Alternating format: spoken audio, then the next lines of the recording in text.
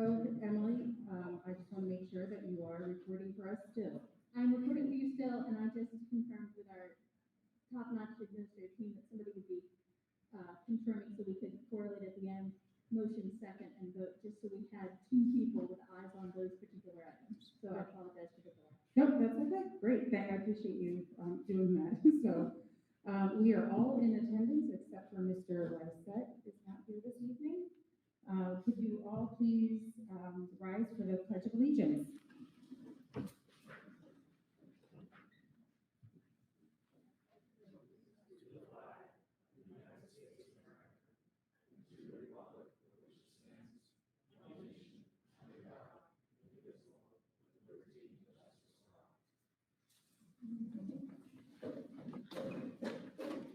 Okay, thank you. Visitor comments. Comments will be limited to 3 minutes per speaker. Comments are to provide input to the board on items that are before us to vote. Speakers must be district residents who sign in. Because this is a business meeting, there will not be a response period from the board. We ask that comments be directed to the board, refraining from offensive language, and you may not yield your time to a speaker that has already utilized their 3 minutes. And the first speaker. We have Miss Amy Belcher.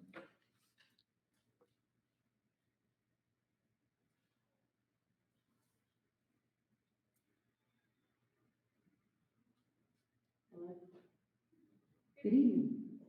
I would like to thank the board, administration, and community members for your contribution in making it a smooth transition back to school. As teachers, we are thrilled to have all students back in our classrooms for in-person learning. It really has been a great start to the school year. However, I also wanted to briefly speak tonight about an administrative position resignation listed on tonight's agenda. As a community member, parent, and teacher leader in this district, I feel it is necessary to publicly acknowledge and thank Mr. Tom Root for all of his hard work and commitment to Southern Lehigh. I'm not quite sure if Southern Lehigh truly knows what they are losing with his exit, but please know the teachers in this district are extremely grateful for his guidance and leadership, especially during the last 18 months. We certainly wish you were remaining a Spartan, Mr. Root, but we also understand your decision to move on. Despite the incredible loss, we are optimistic that we are also moving in a brighter direction. It has been an absolute breath of fresh air to work with the acting superintendent, Dr. Mussolini, and we thank him for the incredible leadership that he's provided in his brief time here. And we are encouraged that when Dr. Mahan joins our district permanently, that his leadership will continue to advance us forward. Southern Lehigh is facing a great deal of administrative changes, but we are hopeful that as a district, we will take this opportunity to put people in place who value education, care about kids, and ultimately want the best for Southern Lehigh. Again, thank you, Mr. Root, for all of your dedication to the students, staff, and community members of this district, and we wish you nothing but the best.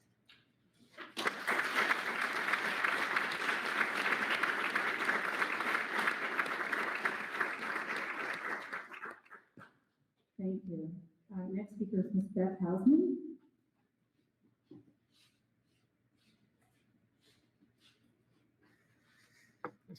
Hello, my name is Beth Hausman, and I'm the president of the Southern Lehigh Music Parents. Our organization is made up of dedicated group of parents who offer support for whatever needs may arise for both music students and teachers of the Southern Lehigh School District. Music Parents advocates for and provides support to all music programs in all grades throughout the district, including band, orchestra, chorus, and theater. In an effort to limit the number of audience attendees and to not monopolize the comment section, as president of our organization, I am here this evening representing the hundreds of parents and students in the music programs to let you know how happy we are with the support the school board has shown for the arts program in the district and the auditorium project at high school. After many years of hearing about the proposed auditorium, we are very pleased to hear about the steps being taken to move this project along. I'm sure we are all aware of the excellent quality of our music programs, due mainly to our amazing teachers inspiring their students to work hard and achieve great things. For many years, the music programs have been able to succeed even with bare bones facilities and all too limited space. We are all excited to see how much more our students can achieve and our programs can grow once the new facilities are completed. I have heard time and again from both parents and students how excited they are for the new building and how fine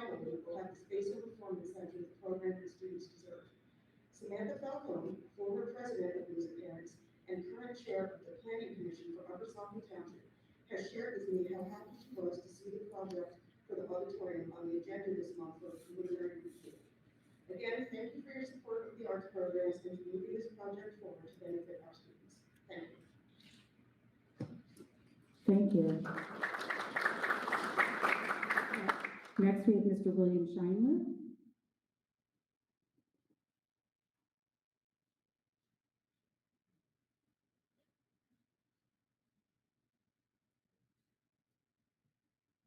When I first addressed this board earlier this year, I made a call for transparency. I did so because Ms. Edison refused to answer straightforward questions that I made to her about the DEI initiative the board approved last year. It was for that reason that I filed a right to know request for documents on the district's DEI efforts. I now understand why Ms. Edison was so evasive. Both she and the district have a number of things to hide. With just the documents I've seen so far, I found an undisclosed and impermissible conflict of interest between Ms. Edison and Dr. Allen, the unlawful disclosure of student-level data in violation of federal law, the manipulation of district communications by a board member in favor of her political party with no criticism of that approach by our board president, who was also on that email, and our former superintendent's belief that our students are racist. In writing. I also found that despite Mr. Dimmick having asked for, on the record, the sample training modules that Dr. Allen reviews, and being told that they didn't exist, that in fact they were already in Dr. Edison's possession. I have them. They are directly based on the tenets of the divisive framework we call critical race theory. Ms. Edison sat up here earlier this year and said that any curriculum changes would be reviewed and approved by the board. Based on the district's own documents with respect to this issue, that was a lie. Ms. Edison told Dr. Allen in an email dated June 19th this year that DEI topics were already, quote, through the curriculum review process, and ELA and social studies are in there for this year. I also have an email from our Director of Curriculum and Instruction from May of this year telling a parent that as part of our district's commitment to DEI, that we've already made changes to the literature we use in our courses, that we've done professional development on DEI, that we've expanded our counseling services to address DEI, and that literary and social studies are being targeted for curriculum changes. He goes on to say that he completed a full audit of our library collection to expand DEI offerings, and that, and I quote, those books can then be used as part of instruction. You know what I still don't have? Any district document giving a definition for equity. Not a single one after 4 months. You can't tell us on the one hand that equity as it's being used today is a good thing, despite all the terrible things we're seeing done in the name of equity across the country, but then not even provide a definition for what it is. You can't tell us that you're definitely not doing anything driven by CRT, but then in the same communication, tell us you have no idea what CRT even is. You owe us better, you owe us transparency. We still haven't gotten that.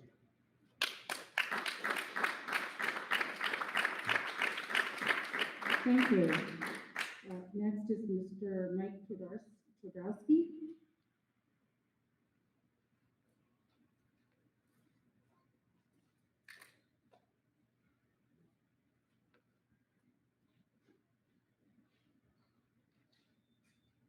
Hello, my name is Mike Pa.C.S. I wanted to come here tonight, actually originally to thank our interim superintendent and several of the board members who were nice enough to reply to an email with several questions in it. And I thought the responses were generally thoughtful and really helped fill in some of the blanks. One of the items, actually number one on that list, was about communication with the community and two-way dialogue and encouraging that debate. Unfortunately, I can see by your topic at the last 2 workshops, you don't believe that that's the direction you want to go. Instead, you want to limit the intro of new items until late in the meeting after attendance is low. You want to limit total participation time. You want the optional push public comment off. I can assure you none of those things are going to help you with how the community views you in our conversations. I know that you've been frustrated because you say you feel tension, disagreement. Have you ever heard the phrase, you get back what you give? You've given no transparency, no voice to the community. You've broken the law by not turning over FOIA documents. You've called your community racist in letters and on the board. You fear-mongered. You've brought your personal agendas and your political agendas in front of the community's interests. You hired Dr. Revision and embraced her conduct. You know, you set up and caused the very climate that you're objecting to. I can only assume that there's two reasons why you don't want to hear from us, okay?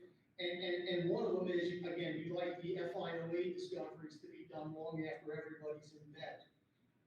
I was taken aback. I wasn't at the last meeting, but I listened to Mrs. Nord's response to the reading of her letter, and I found it absolutely offensive that you did not apologize to this community for the tone of that note and what was in it. You said that you wanted to avoid having politics brought up. You were the only one that brought politics up in that letter. You brought it up, you yourself. And if DEI was that important, the understanding from the responses I got back from the board is you met with teachers, parents, students, you had input from everybody. DEI would have been part of that criteria, but instead you didn't go by what that was. Your note to the president of the board was asking for your interest in DEI to be placed at the top of the list and then not wanting to have it be transparent to the community.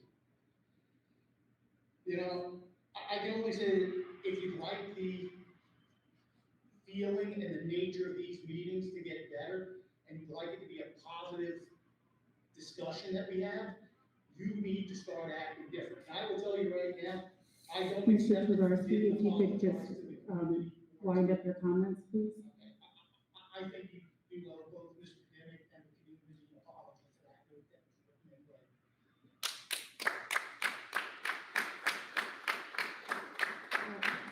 Next, we have Ms. Maria Alt.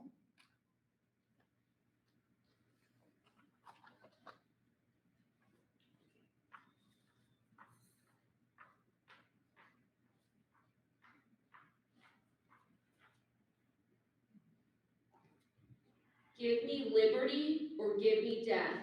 Patrick Henry's most famous quote. I, like Patrick Henry, will keep fighting for the liberty of our community members and the American people. I stand before you as an American citizen. I, like my fellow Americans, am currently in bondage to unnecessary mandates. This is not the American way, and it violates our God-given and American constitutional rights. Millions of soldiers have died for our freedoms, and one of these freedoms is freedom of choice. A week and a half before the DOH's mask mandate order came out, 8 of the 9 Southern Lehigh school board members voted mandated mask wearing in our school district when there is no state of emergency and no state mask mandate. The school board and the Southern administration's job is to make sure that the children are receiving a quality and successful education. Medical issues and concerns are the parents' job, not the school's job. The mask mandate and quarantine are causing so much chaos in the education system that is seriously impeding the education of the children and the children who are losing in all of this. Does it make sense to mask our children in school from 8 to 3, but when they leave school, they live their lives playing with friends from school, playing school sports, attend football games, gatherings, parties, concerts, funerals, etc., all without wearing a mask, and then go back to school to wear a mask the next day?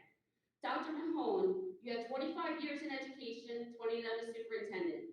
And Dr. Mussolini, 40 years in education, 26 years of them as superintendent. Could you please answer my questions honestly during the superintendent section of the agenda? 1, have you ever known children, colleagues, staff in school who are immunocompromised, undergoing treatment for cancer, taking meds that suppress their immune system, but were going to school all alone? 2, during the H1N1 outbreak in 2008-2009, which was scientifically way much more dangerous to children than COVID-19, were any of these current measures that these kids and staff are facing now ever implemented back then? 3, the 2017-2018 flu season had one of the deadliest flu strains across the world, and the flu was much more dangerous to children than what they are facing now. Were there any discussions in previous years over masking and quarantine children or contact tracing to keep students from coming to school in order to keep everyone safe from the flu? I would like to hear both of your responses, but I personally can tell you for a fact that at Southern Lehigh, the answer to my first question is yes, and the answer to questions 2 and 3 are no. So why are you mandating masks and quarantine now, which is keeping students from receiving a proper education? The Southern Lehigh School Board and the Southern administration have no right to mandate mask wearing to our children or the staff. You have the ability to fight against the DOH's order and you choose not to because you agree with it. Mask wearing is a parent choice, student choice, and individual choice, not yours. Thank you. Next, we have Ms. Donna Neff.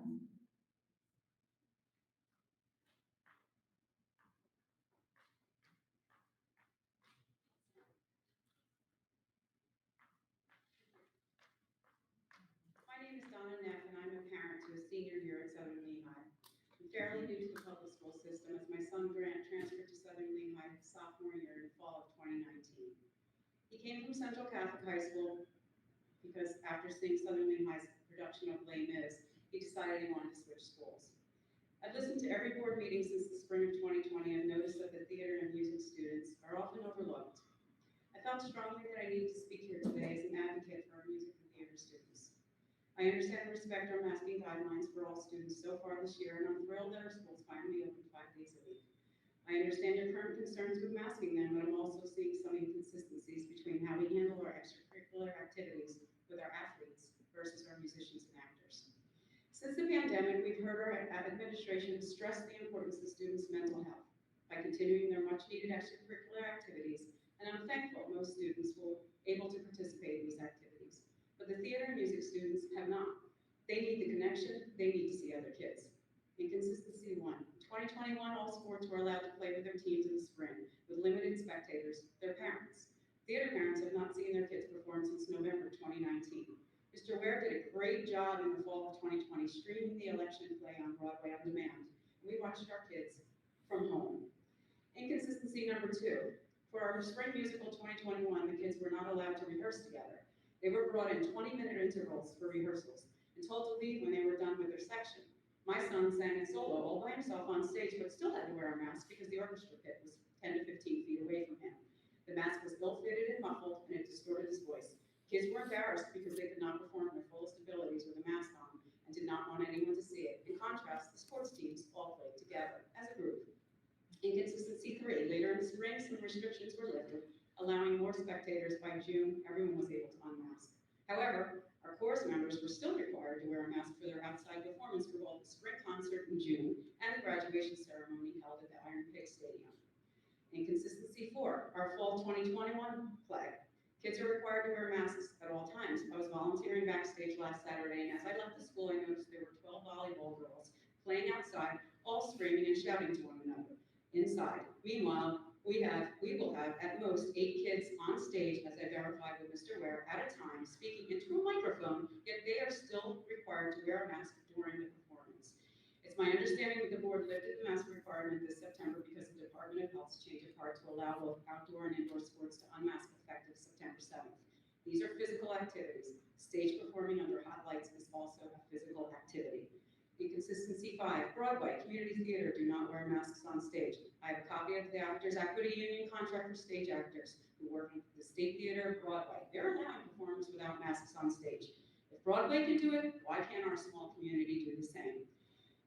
I did a small survey on our theater kids and learned that at least 90% of them are vaccinated. They are all over age 12. It's time to recognize this small group as a very low risk. Ms. Neff, if you could just. In closing, Thank I am you. only requesting the administration's consideration to please allow the fall play performers to only unmask during performance days. That's just 5 days when they have an audience.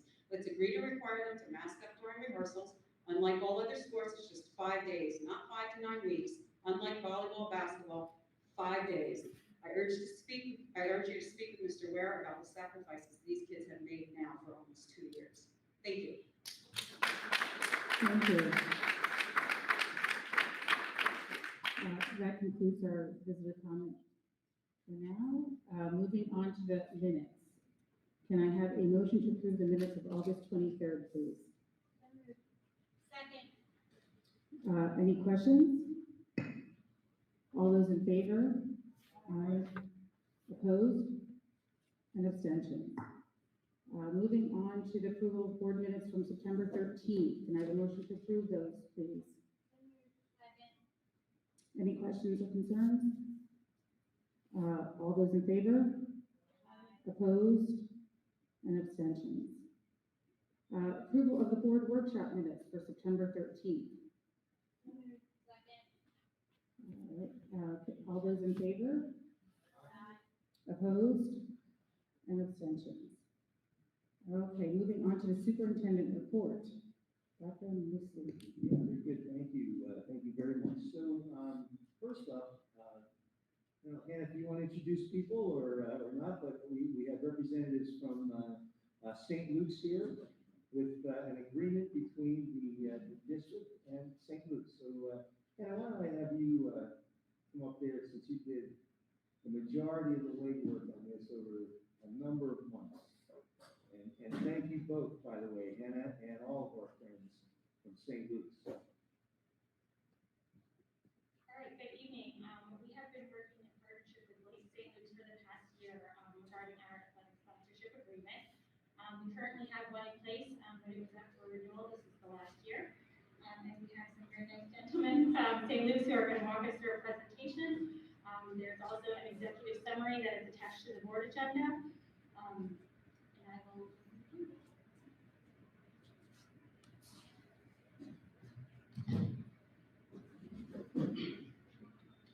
Thank you, Hannah, and I appreciate the opportunity to be here this evening. I'm John Hoff. I'm the Senior Network Administrator for Sports Medicine at St. Luke's University Health Network, and my colleague Greg DeLay, who's our Business Development Officer for Sports Medicine. I'd like to thank the board, and I'd like to thank the administration that has worked with us. It's been a great 4 or 5 years working with Southern Lehigh School District. When we came to Southern Lehigh, we immediately increased some of the resources that we provide in the athletics program, and I know that Bree, what's Bree Dunlap now? Bree, Nicholas, and Trevor, and Heather have been doing a great job over the last year or so under very tough conditions, and I want to recognize the entire Southern Lehigh School District community and the board and the administration for the tremendous effort during this time, difficult on everyone we know. And Mark Zimmerman, who has worked with us over the last year and a half. This really has been about a 2-year process, and we always say good partners, are good listeners, and that's really what this has been about. We've sat with people in curriculum and instruction, we've sat with the athletic administration, and we've listened to Bree and that team as they talked with families. So the next slide shows our integrated model, and when we approach, it's a sports medicine contract, but really all my background, I spent 32 years in public education, too, as a high school biology teacher and athletic trainer, and 30 years in higher education. So everything that I've always done has been tied through that education strand. It's kind of what brought me to St. Luke's University Health Network, and trying to create the best environment for the students. For us, this is really a student-centered program looking to provide opportunities for them to excel athletically, but also opportunities to provide some resources that can help them excel in whatever they want to do, including work-to-school programs that we have at St. Luke's.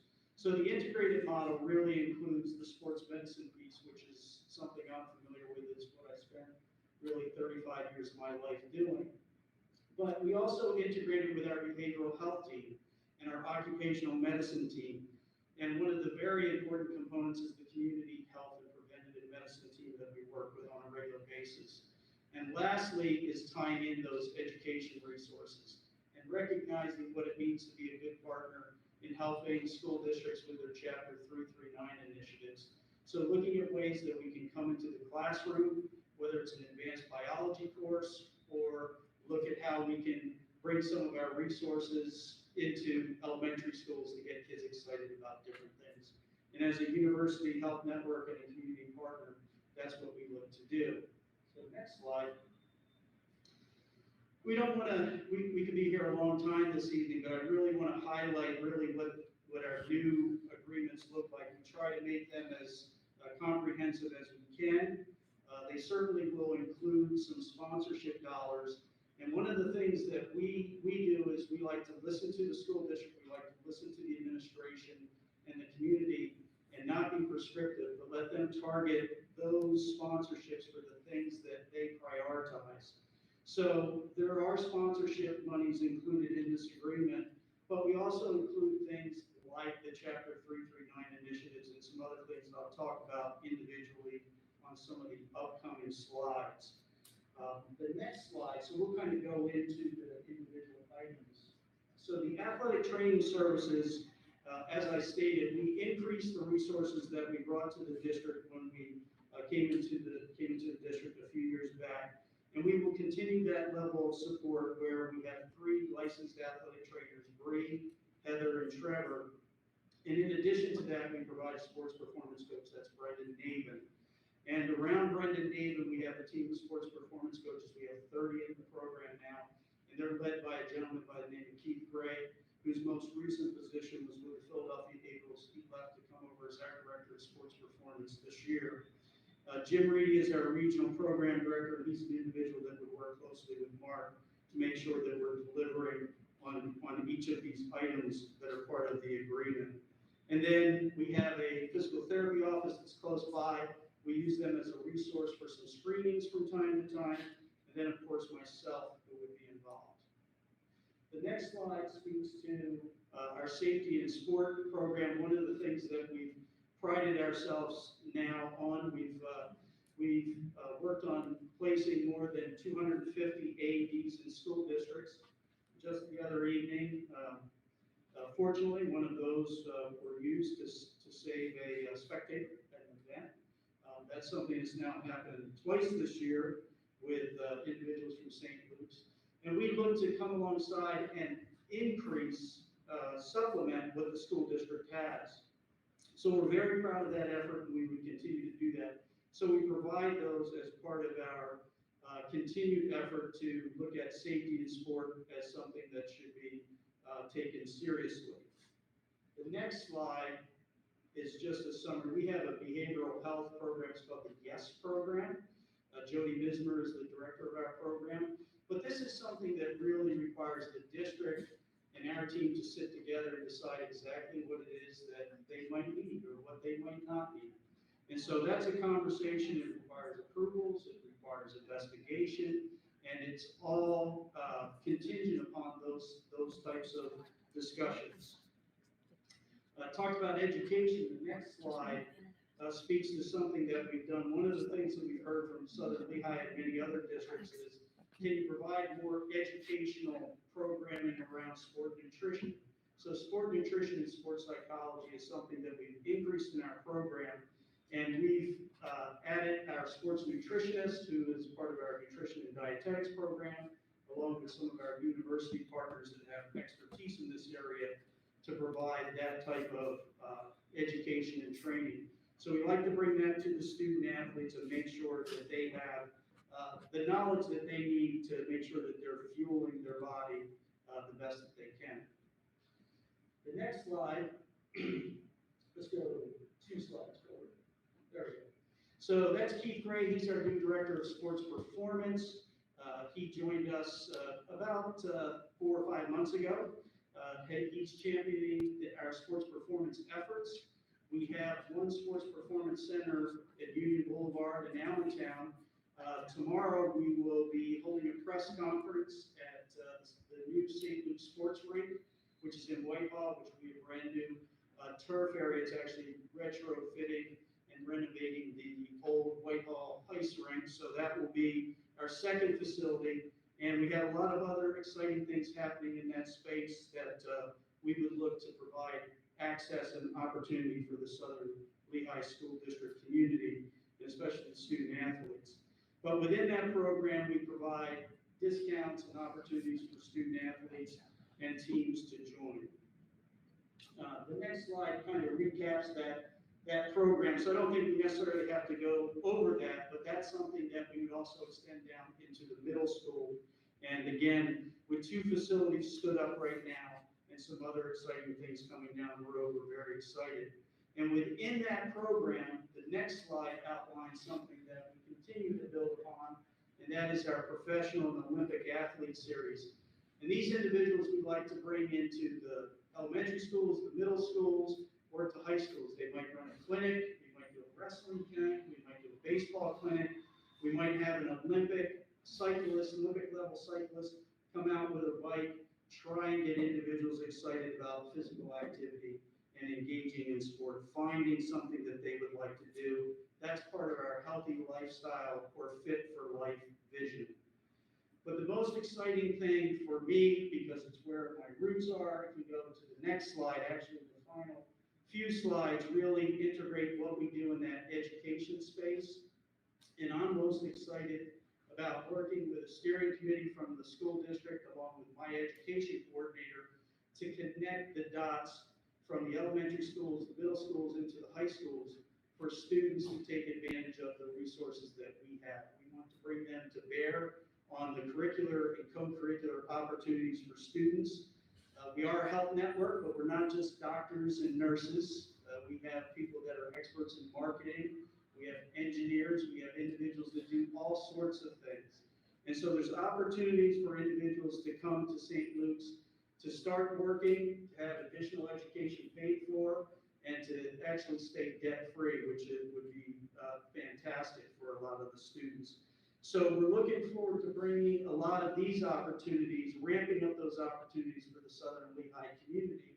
The next slide shows something that we've done with a program called D11sports.com, where we place streaming equipment and we supported individuals do some mentoring in the broadcast space. 6 of those individuals last year, 6 seniors from that program last year, took off to college programs, including Syracuse, for careers in broadcast journalism.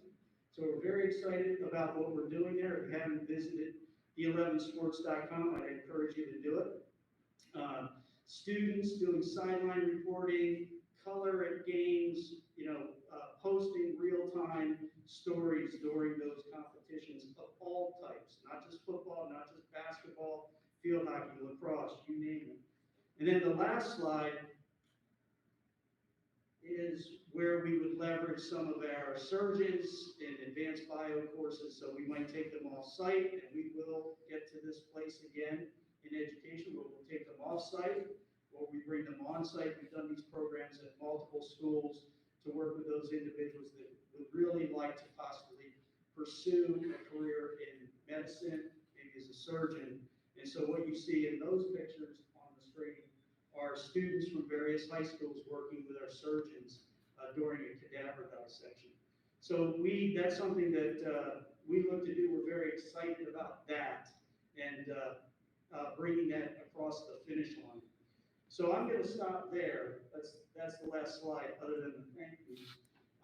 It really has been a pleasure the last 4 years, and the conversations over the last couple of years. There's no question about how passionate this community is about their education and about their children. And I want to underscore that this is not just about sports. I love sports myself, but education is where most of these young people are going to find their way. So we're looking forward to putting those resources in place so that they can take advantage of that. So I'll stop, and if there are any questions, Greg or I can certainly speak to that. Thank you so much for that presentation. Are there any questions, comments from the board? No? Again, thank you for the past service, and looking forward to working with you again. We'll vote. Thank you very much. Thank you. Can I have a motion to approve the sports medicine services and sponsorship agreement between St. Luke's and Southern Lehigh, please? Second. Any questions? All those in favor? Opposed?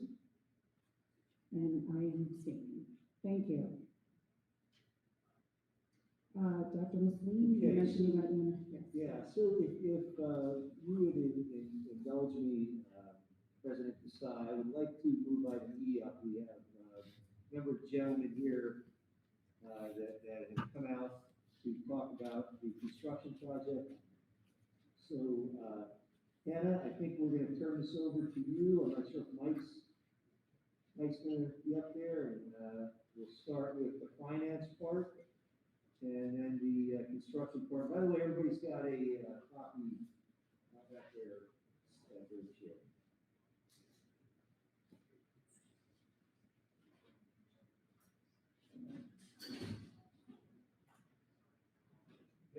Thanks, Michael.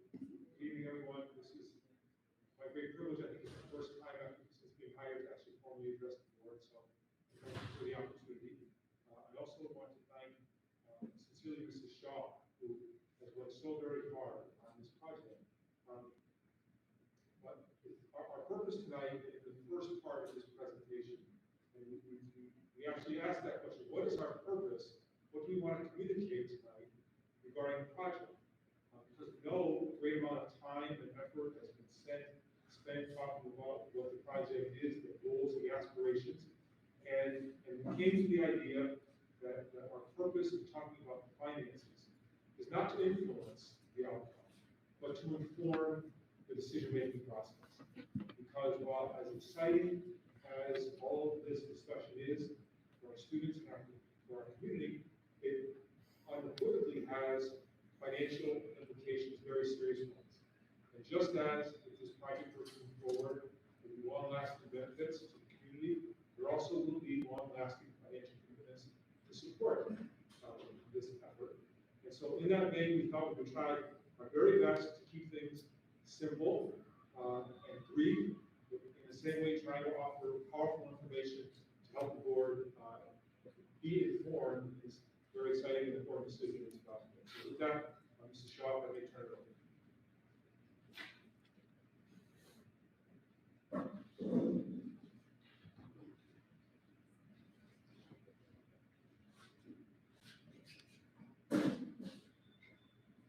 All right, so let's begin. So as Dr. Van indicated, we wanted to take a look at some high-level metrics to refresh the board's memory of where Southern Lehigh stands in relation to the county. So in the first graph, we look at the trend information regarding per student expenditure as it compares to the average that the IU created for the Lehigh County region. As you can see, overall, we have remained very close to the region rate, and in recent years, our spending has nearly mirrored theirs. This is a positive trend as it indicates we are on par with other districts. Next, we wanted to also do a comparison of how Southern Lehigh has fared in the past 6 years regarding tax increases specifically. As you can see, we are below the county average in each year. In some years, we were 0%. In the past 7 years, the county average has increased 16% in aggregate versus Southern Lehigh at 6.8%. Lastly, we wanted to look at our debt service as a percent of total expenditures versus the county, an important metric as we discuss the capital project this evening. Overall, we are the highest in the county, nearly topping 10%. Debt service is a significant part of our budget. As a reminder to the board, the district currently has 6 outstanding bonds with $58.5 million in payments due over the next 9 years. The last payment would be in 2030. So the next 3 slides are purely meant as a visual exercise to demonstrate the current state of the district as it relates to 2 factors specifically: capital projects and tax increases. The first slide is a 5-year outlook in which we have estimated no new taxes and no new debt. Our growth assumptions for the district are 2.25%, which is what our average was pre-pandemic. Your eye naturally is drawn to the declining fund balance and the reliance of this fund to balance our budget. The takeaway here is that we have a structural deficit, or said another way, our revenues are not enough to cover our expenditures.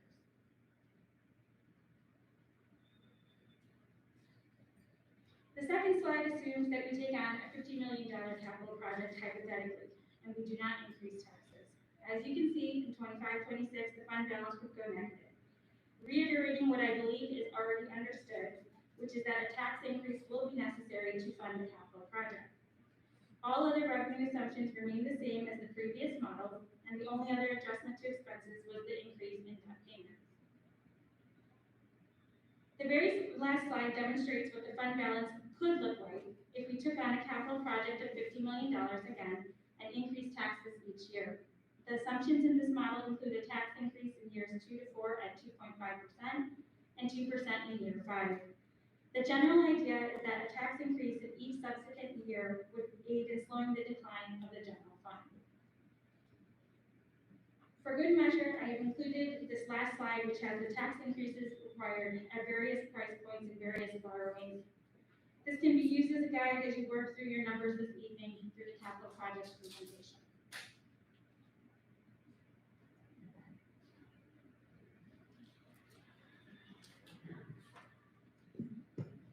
Are there questions? Hi, thank you. Yeah, first, I would like to say, I'm sorry. Ms. Shaw, as always, thank you so much for, making these slides so that we can understand them. So, yeah, the last one back up. I just had a question, if you could, and echo that, thanks. Could you remind us what the Act One index limit was for this year? So it's estimated to be 3.5%. I checked the PDE website again. It's really just around this week that they actually posted, but that is what it's been estimated at. Thanks so much. Mm-hmm. And what it was for this 1 year historically? 3%. 3% and projected to be? Sorry? 3% and projected to be 3.5 this year. Thank you, thank you. Just another question about that. Just on the historical tax increases, would you say in comparing over time that slide has our tax increases versus the rest of the county?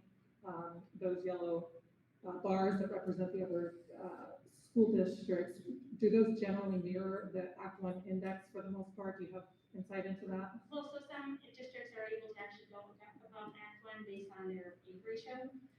So for example, last year the index was 3, but other people, because of the age ratio, they could have had a limit that increased that. So when you see an average, it doesn't necessarily mean that everybody went to Act One index, right? Everyone has that leeway based on their age. And just for everybody's situational awareness, ours was 2.6%, right? Last year. Last year was 3, the year before was 2.6. So Hannah, we raised taxes 3%. Correct. And we still are, Taking from the general fund, yes. still taking from the general fund. So that last slide that you had at, let's just say, now go to the one with the taxation.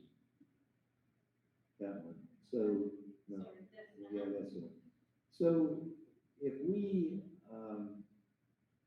have a $55 million bond, let me just get this straight. We need 3.1 just to pay for the bond? Is that gonna help us? Yeah, just for the bond. These are specifically the tax increase required to take out this debt service. This does not include balancing the budget or trying to pull from, trying to basically, it doesn't include balancing the budget. So 3.1, that's just the bond, and we're still in a structural deficit where we're using fund balance. Correct. Do you have any idea what the full tax increase must be so that we're out of a debt and we can break even? Well, we have looked into a 5-year plan to try and balance the budget. I don't think it's structurally possible for you, as everything currently lies, with the current assumptions and no changes for you to balance the budget in one full swoop. No, so that's one full swoop, right? That 3.1, is that right? This is just for capital projects, For 1 year? for the entire project. For the So entire if we take project. a $55 million borrow to cover the increase in debt service payments, we would need a 3.1% tax increase. But we still don't have enough to get us out of, to balance the budget. Correct. But that 3.1% increase could be spread over, I'm just for the sake of math, I'm gonna say if it was a 3% increase to cover a $55 million project, what that means is we would have to increase taxes by 1% in each of 3 years, or 0.5% in each of 6 years, or that kind of math is what you're saying to finance the project? Hypothetically, you could spread it over a few years, but these numbers are based on your current millage. So let's say you have a tax increase this year, that's just regarding the budget. So your millage would increase the following year, so the requirement would be different. Understood, But hypothetically, you know, we took a 3.1% increase all in 1 year, which we obviously can't do, and, you know, balance the budget, but the math, I understand what you're saying, but it changes, it's a moving target, but, Right, because this is a snapshot. right, okay, thanks. So I just want to be clear as we go into the presentation. This is going to be a multi-year tax increase. Am I correct? It all depends when you decide to levy for the actual budget portion of the tax increase.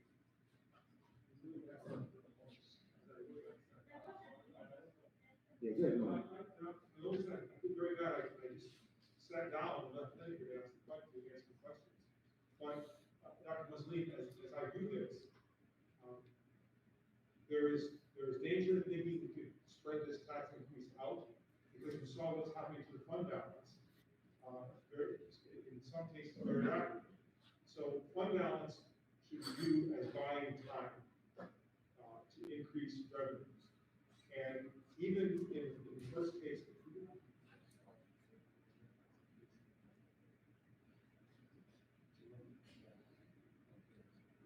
so in this case, if we did not raise taxes and we didn't do a project, we are headed toward a negative fund balance, which by many definitions is actually being out of business. And so there will absolutely have to be tax increases to diminish the decline here if there is no projects at all. Now, how much that tax increase is something we can work on because of the efficiencies within the organization. But the problem school districts face is that their costs are often very much fixed and increasing, particularly when it comes to, say, medical benefits, which is a large part of the district has very wisely settled contracts that will cause for increases in compensation for staff.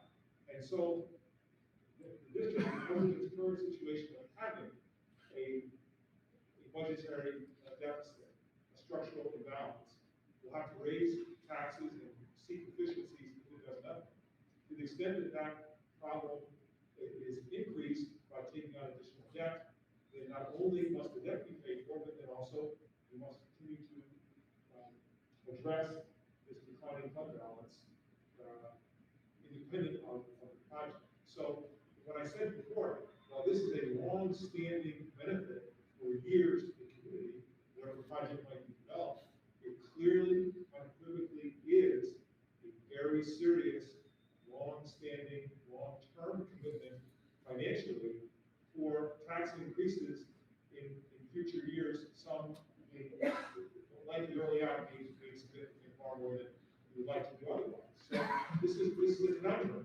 that the board is facing. To say, we come into this project with an operation deficit, we want to incur more debt because we have aspirations, but in forming that decision, people must be cognizant that there will be requirements and substantial ones for increased taxes. So I have a question about that side. So, you know, clearly the fund balance is going to be impacted also by, you know, increasing budget deficits. And I'm going to assume that that slide in particular acknowledges pretty real time, Ms. Shaw, the ongoing increases in cost we're having, you know, unanticipated with respect to our budget, for example, legal expenses. Right, so Did you factor that in with that plummeting? we do have contingency line in our budget every single year, and all of the expenses in this graph include that contingency line.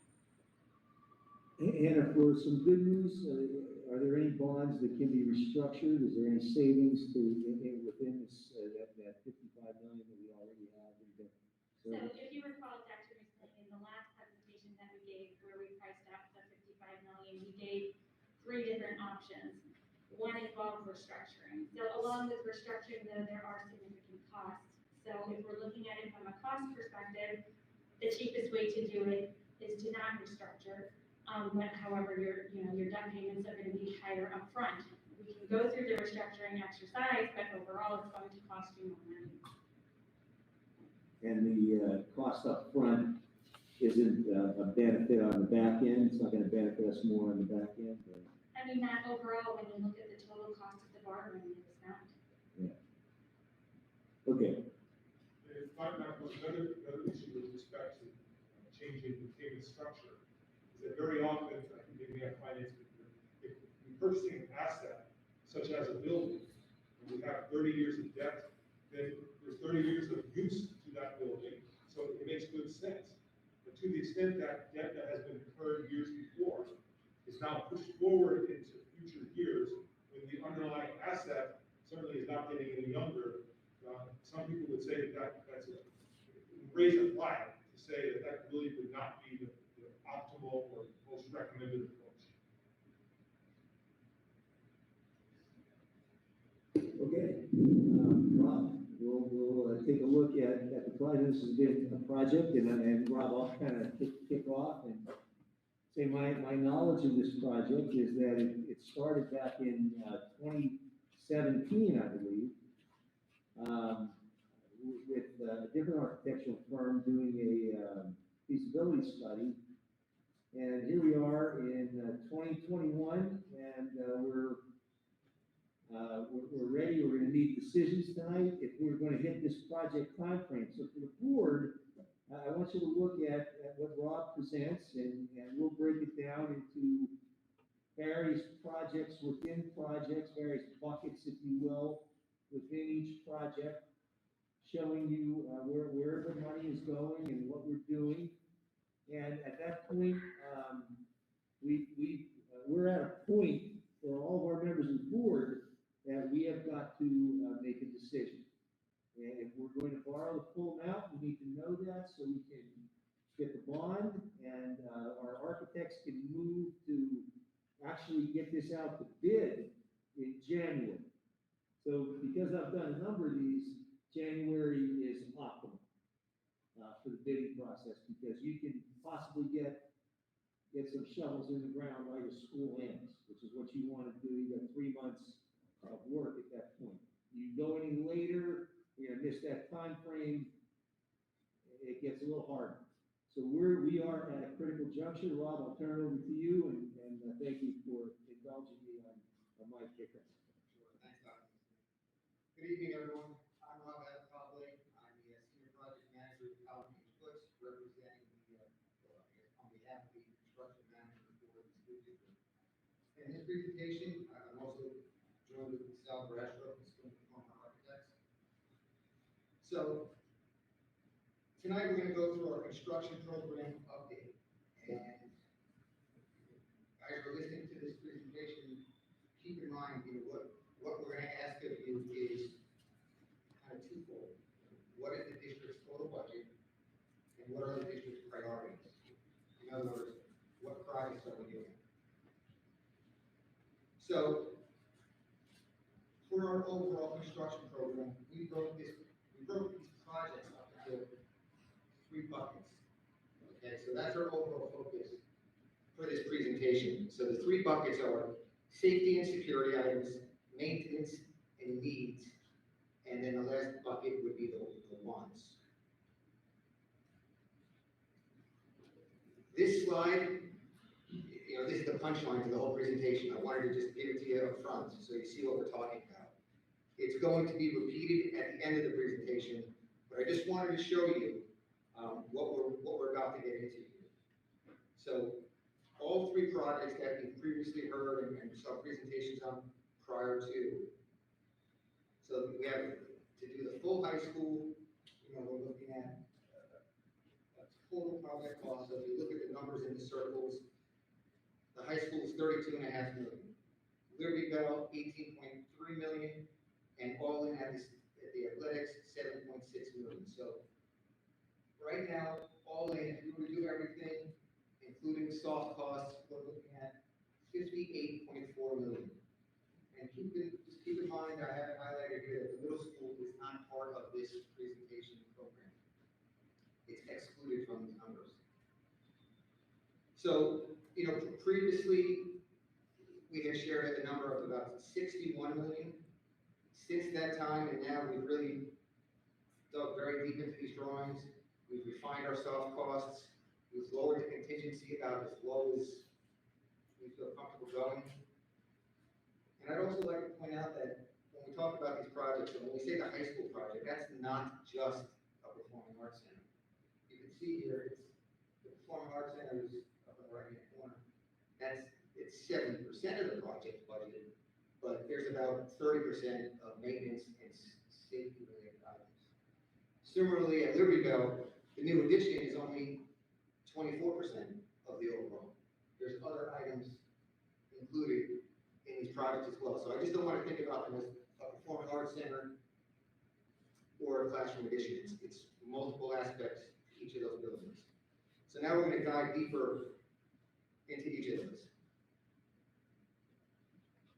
So the high school, again, 3 areas of focus, and the 3 buckets: safety, security, maintenance, and wants. So these numbers that you're going to see tonight are all from the design development estimate that we have put together.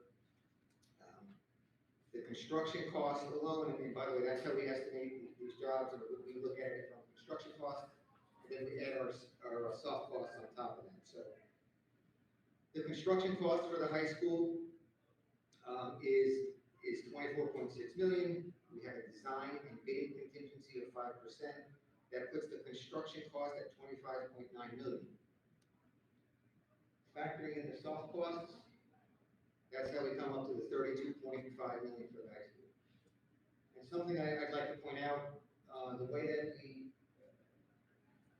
perform these projects is, we include allowances in the prime contractor bids. And what I mean by that is, an allowance is included in the bids for things we know that are going to happen, but we just don't know what they are yet. So for the high school in particular, we've estimated that there's going to be about $725,000 of allowances included in the bids. So for argument's sake, let's say we have an allowance in the metal studs and drywall package for $25,000. That's going to be signed off when the board approves the bids. So that during the course of the project, and we know that these are renovations, heavy renovations to both of these buildings, so we know that there's going to be unknowns. There's going to be unforeseen conditions, things that you just don't know until you put a shovel on the ground or put a hole in the wall. So if there is something that comes up that is, in this case, less than $25,000, we'll have the ability to go ahead and authorize that without coming to do a board change order, if that makes sense. And conversely, at the end of the project, if there's leftover allowances in each of those bid packages, there'll be a negative or a credit change order back to the district. So that's one measure to try and alleviate, A, coming to, getting board change orders, and 2, keeping the project on schedule. Okay, so continuing our deep dive here into the high school. By the way, you'll see this red is going to be on all these slides. I just want to be crystal clear that if you see my red footnote here, we're talking construction costs. That's how I broke the project down during the estimate. At the very end, we're going to talk about total costs, but for those numbers, if you're doing your math, those don't include soft costs. So you can see here for the high school, out of the $24 million construction cost, $630,000 is safety security related, $6.6 million is maintenance related, and $17.4 is performing arts center related. So what exactly is in each of those buckets? In the safety and security bucket, that is the new front entrance, new secure entrance, a new vestibule, an office for the attendant, a security office, a closed room, and morphed into that is an ADA compliant nurses suite. In the maintenance bucket, $6.6 million, this is primarily all mechanical related items. Based on the feasibility study, based on our engineers' analysis, a lot of this HVAC is at its life ends, year end, its life's end. It's beyond it's approaching its end of life, service life, being about 20 years old. So in this bucket, HVAC units in the building will be replaced. There's going to be, to address the dehumidification in the building, the DOAS, that's a dedicated outdoor air system.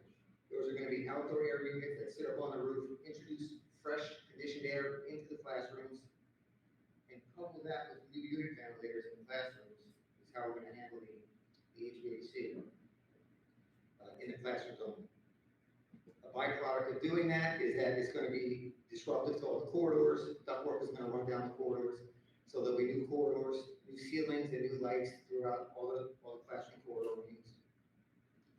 There'll be a new boiler to supplement the large boilers that are there now, the associated pumps, 2 new chillers to replace the ones that are out there now, upgraded HVAC controls throughout, replacement of the sanitary pipe out front that's causing problems, replacement of the site lighting, replacement of the sidewalk and curbs that are cracked and heaving. And many of the buildings around the courtyard, we recaulked. Some of the brick will be repaired, that type of thing. That's within the maintenance. Okay, and obviously in the wants category, we have the new Performing Arts Center, which includes renovating your existing auditorium into a music suite. It includes the STEAM tech space, and there'll be an additional parking lot, and improved site circulation, and we'll touch on that in a moment. Okay, so to go even further, because, here's a list, but I like to see it visually, what exactly that looks like. So safety security, what does it look like? So here's an excerpt of the blueprints for the safety security. These are your current doors here. So you'd be creating a secure vestibule. Okay, 2 sets of locked doors, an attendant's office here, a secure corridor, the SRO is moved up front. So really, it's really the main focal point, the entry to the school. The next slide is just a blow up of what the revised nurses station would look like, the nurses suite. The current nurses suite is not ADA accessible, so this would make it ADA compliant. And in the maintenance, it's hard to show it all, but you can get your children, as I mentioned. This floor plan of the overall high school, you can see the extent where the dedicated outdoor air system would go. All that ductwork would run these corridors that are in yellow here. So all that yellow would have new ductwork and the associated new ceiling tiles and new lighting, etc.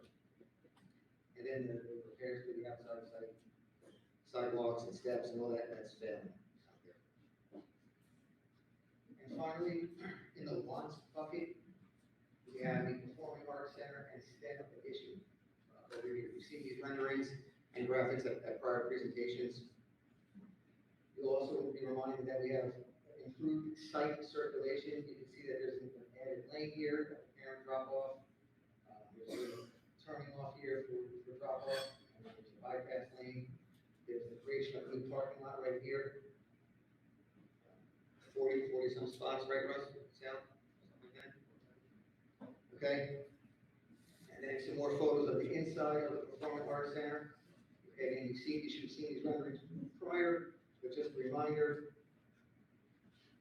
Here's the footprint of your current auditorium and music area.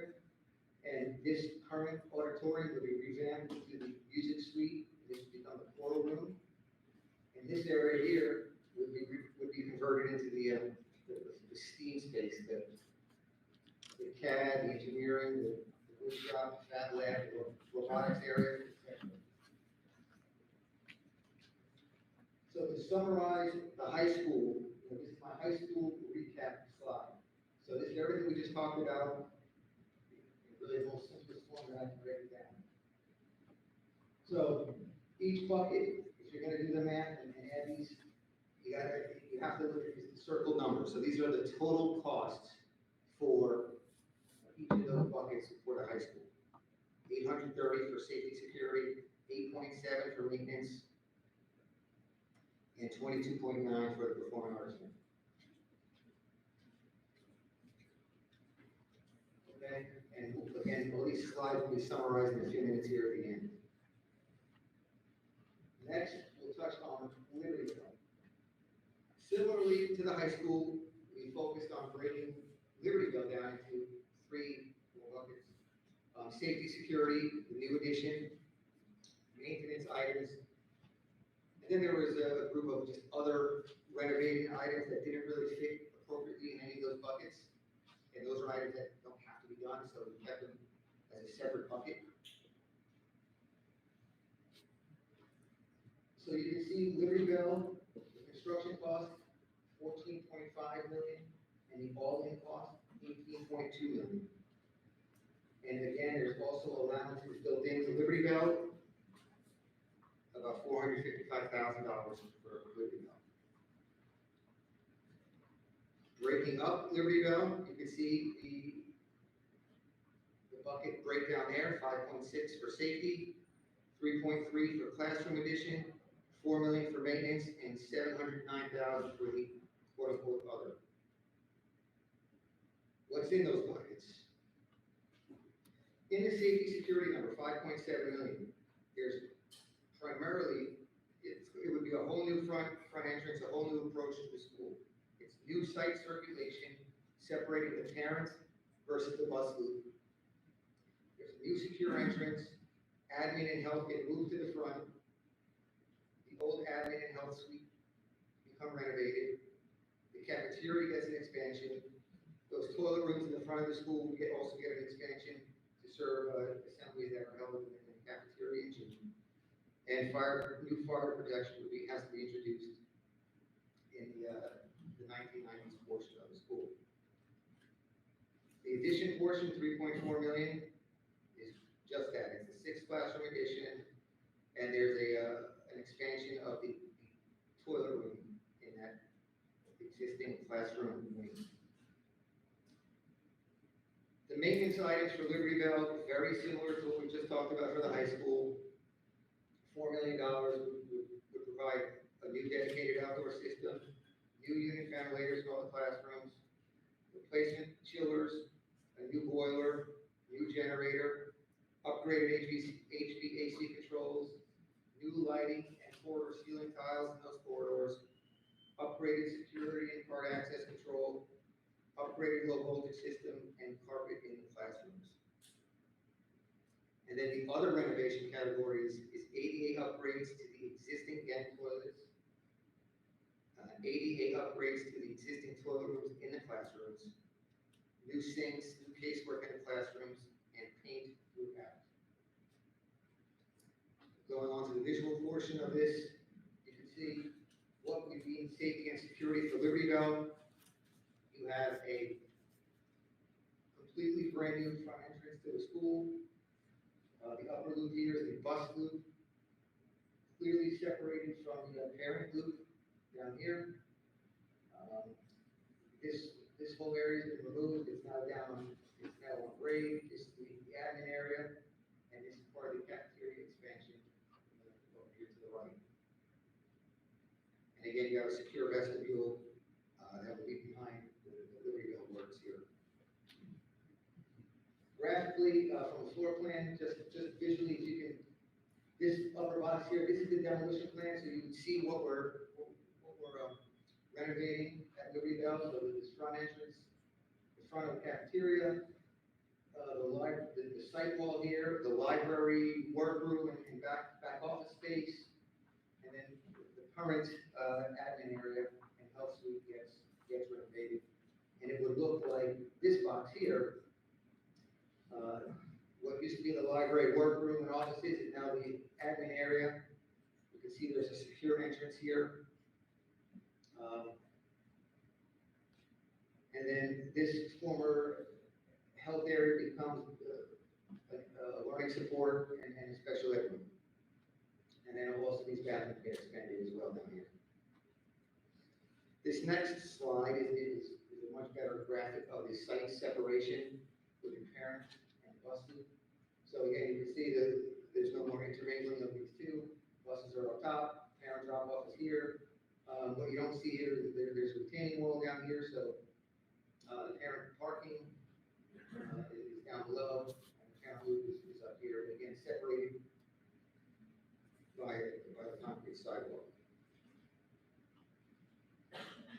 Moving on to the classroom addition bucket, self-explanatory, you can see the 6 classroom addition here. That's the $3.4 million bucket. Next, trending towards the maintenance bucket, you can just see this a representation of what would be involved in the maintenance. You can see all the ductwork down the corridors and the classroom wings, so new ductwork and new unit ventilators on the outside walls. And finally, for Liberty Bell, the other stuff is really the area that's outlined in green, so everything in here. So that would be refreshed with some paint, but the area in yellow would be those toilet rooms would be upgraded to become ADA compliant.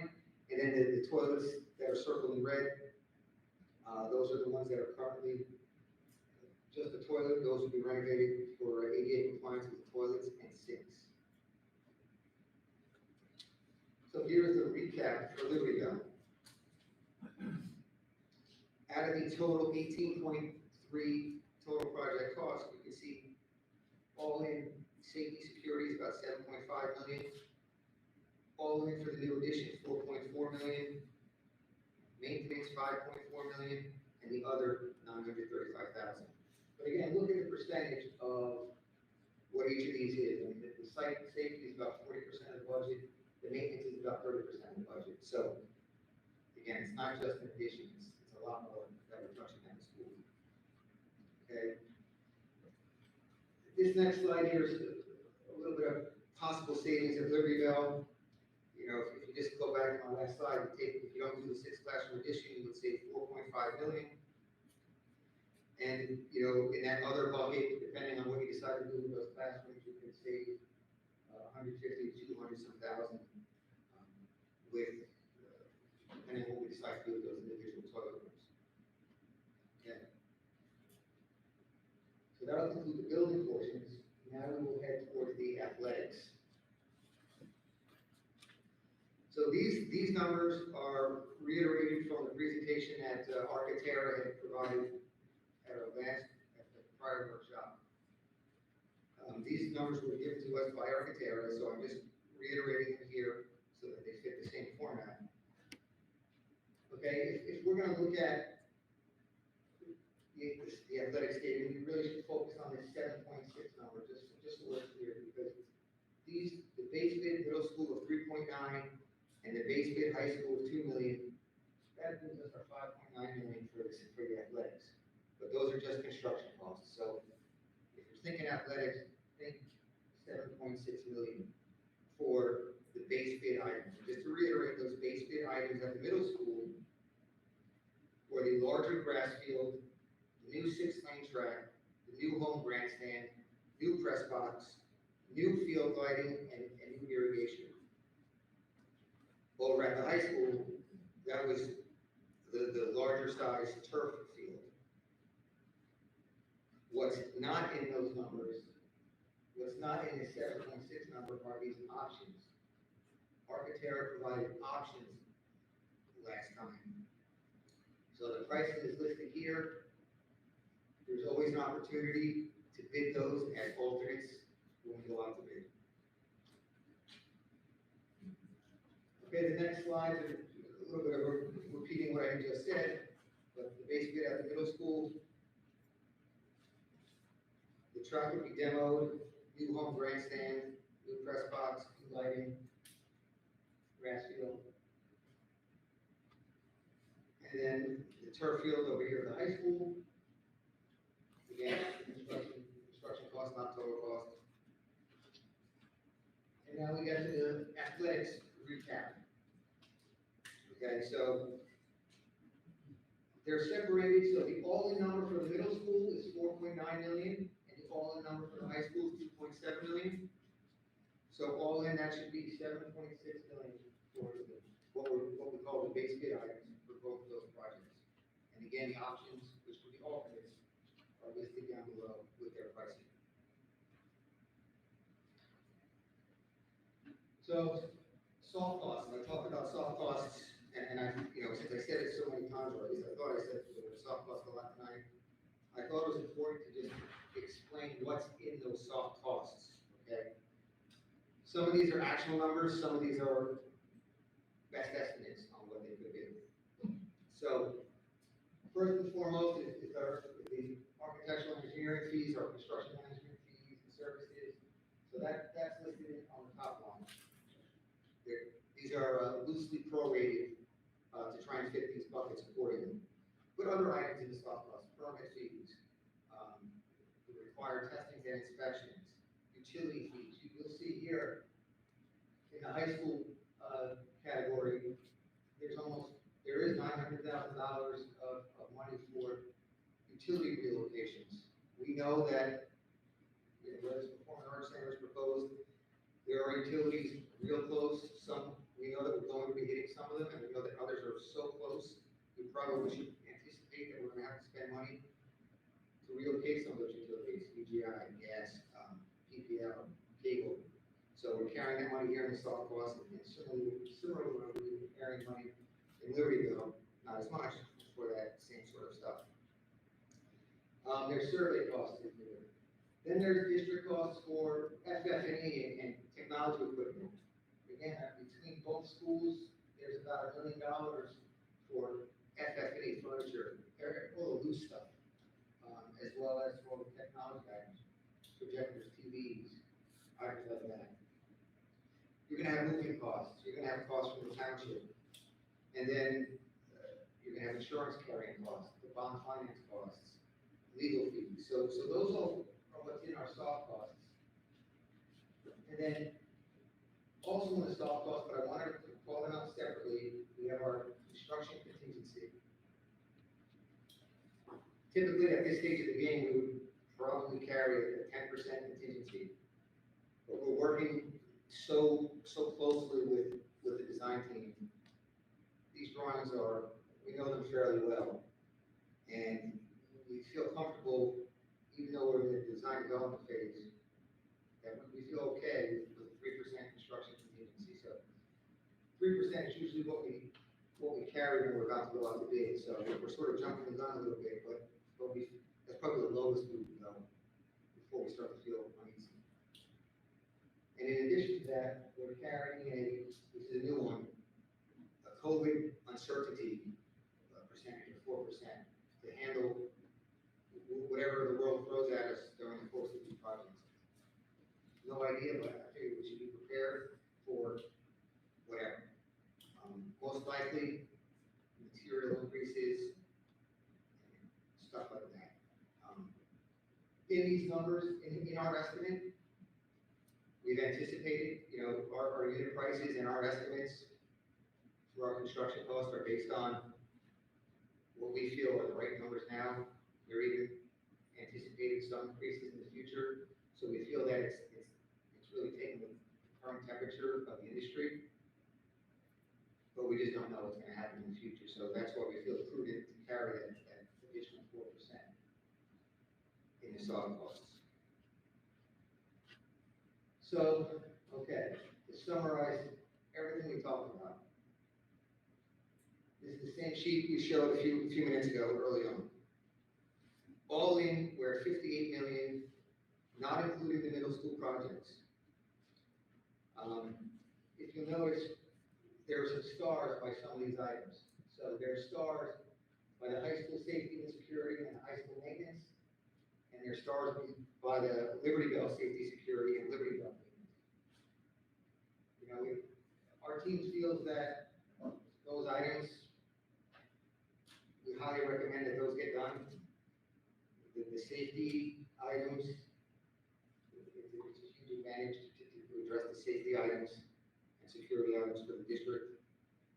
And those maintenance items, I'd be remiss if we didn't say we should address them now. They're at the end of their life. If there's a report that says so, we've had our engineers walk through it that confirm that. You can see them, talk, account for that. They're really at the end of their life, and if we don't plan for that now, it could bite us later. So with that being said, I thought this next slide would be helpful. Again, it's just me trying to be helpful here.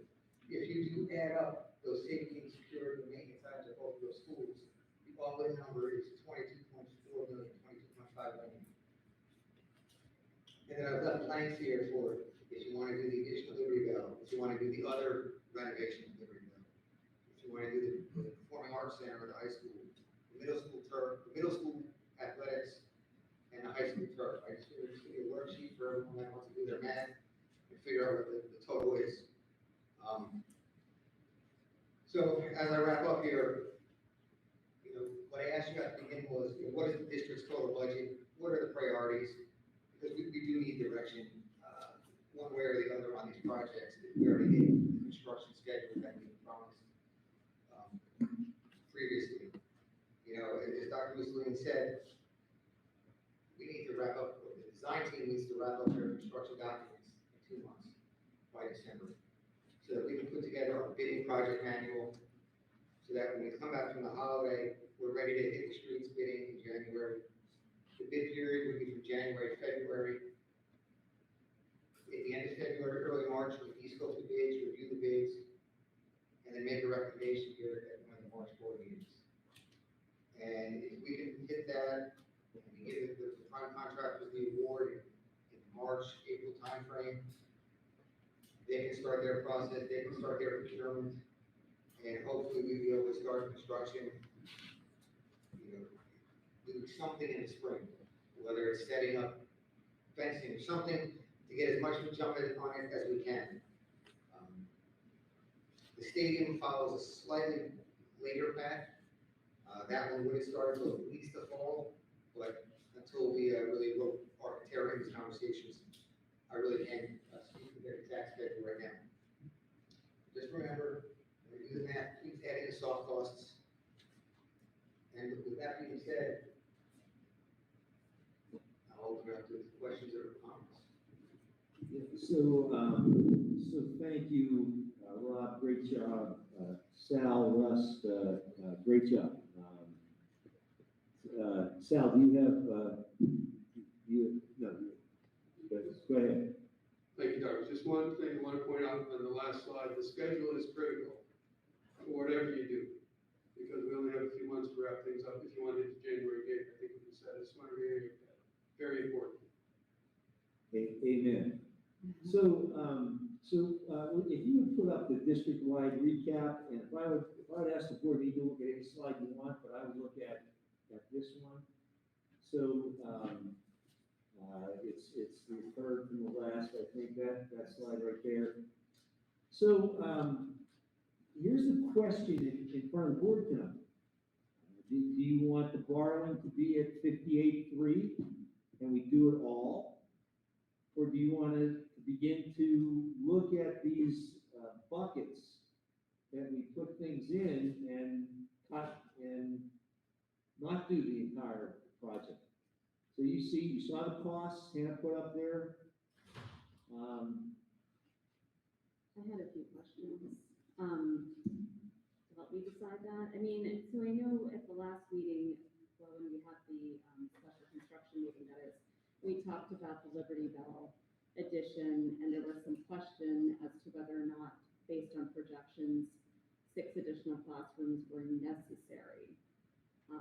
So I just was wondering, had we gotten any additional insight on that? Because that, you know, I think from my perspective, since you asked, I'll say certainly safety, security, maintenance, it's a dumb deal. I mean, I think we need to do it. The maintenance is just going to increase in cost anyway. We're just passing it forward. So here's Liberty Bell. We walked, Heather and Brian and I walked Liberty Bell. And every classroom's used. There's one classroom that I would say is open because it has 6 or 7 or 8 just desks in. And that classroom is for aides to have a day. Now that's odd, but so there is a room open. Every other room is used. Because I guess my question was, we were talking at that meeting specifically with respect to projections in increases in enrollment. So I guess, I mean, at what point is it no longer comfortable to, you know, what year? Because this is for the future. So costs for any addition are just going to go up. Yeah. So, you know, I want to know kind of within what range of time we expect that we would be at the point where we want those classrooms. And therefore, we should do it now rather than passing the cost forward. That's a really good question for you. So I don't have that answer. And Because that to me is a question. It is. Whether or It's a not that quick- 4 million is Yeah. plus is. We've got to look at some birth rates, and we would have to look at that, because you're obviously talking about a K-3 building. So third grade's out, so you got to look at who's coming in K-1, 2. And yes, that's a critical question. Yeah, I did show you our overall chart. Now, of course, last year was a terrible anomaly, our lowest population in like 10 years. But we're coming back up. However, we are not up to where we were 4 or 5 years ago as a district. So no, I don't have that answer, but it's a great question. And then Demographics. Thank you. Tom, do we have a demographic? Do we have demographics? We had demographic data, I remember, and then there was some question as to whether or not we were really gonna meet. Right, what I recall was there was like, at the end of the period, I think the capacity was like 500, and the projections were almost in line with what the capacity showed. So we had a pretty extensive conversation about, are we gonna actually need that space in the near term? And then that led to a conversation of, well, even if we did, are there other options to move third grade and move sixth grade into the middle school and things like that, to do some kind of creative use of the space? Yes, and that's. If those projections were higher. Because I know that, I believe, and Sean could disagree with me totally, but I definitely believe there's space in the intermediate school for grade. But that said, part of what I did talk to the architects about was how easy is it to just, I'll use the term, throw those classrooms on later. And it is, because it's coming out of the side of the building. It's just really connecting to a hall and putting those classrooms on. So let's just say, Priya, 3 years from now, 4 years from now, we're a little bit crowded, and we maybe want to move somebody over to, a few families over to Hopewell, which we could do, if we didn't want to move an entire grade. At that point, you can look to put this on for whatever. You can see the cost today, what's it gonna be then, I don't know. My other question was also about athletics.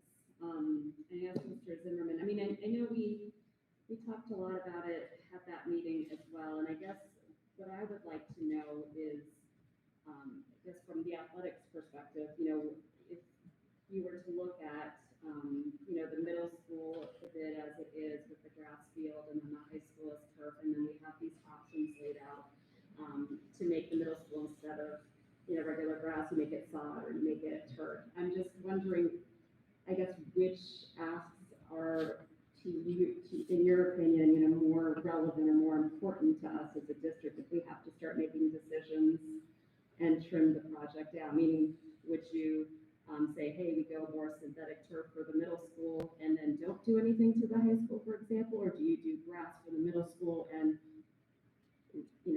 leave out the high school? Or do we do turf, but, or can we do a grass option for the high school or sod?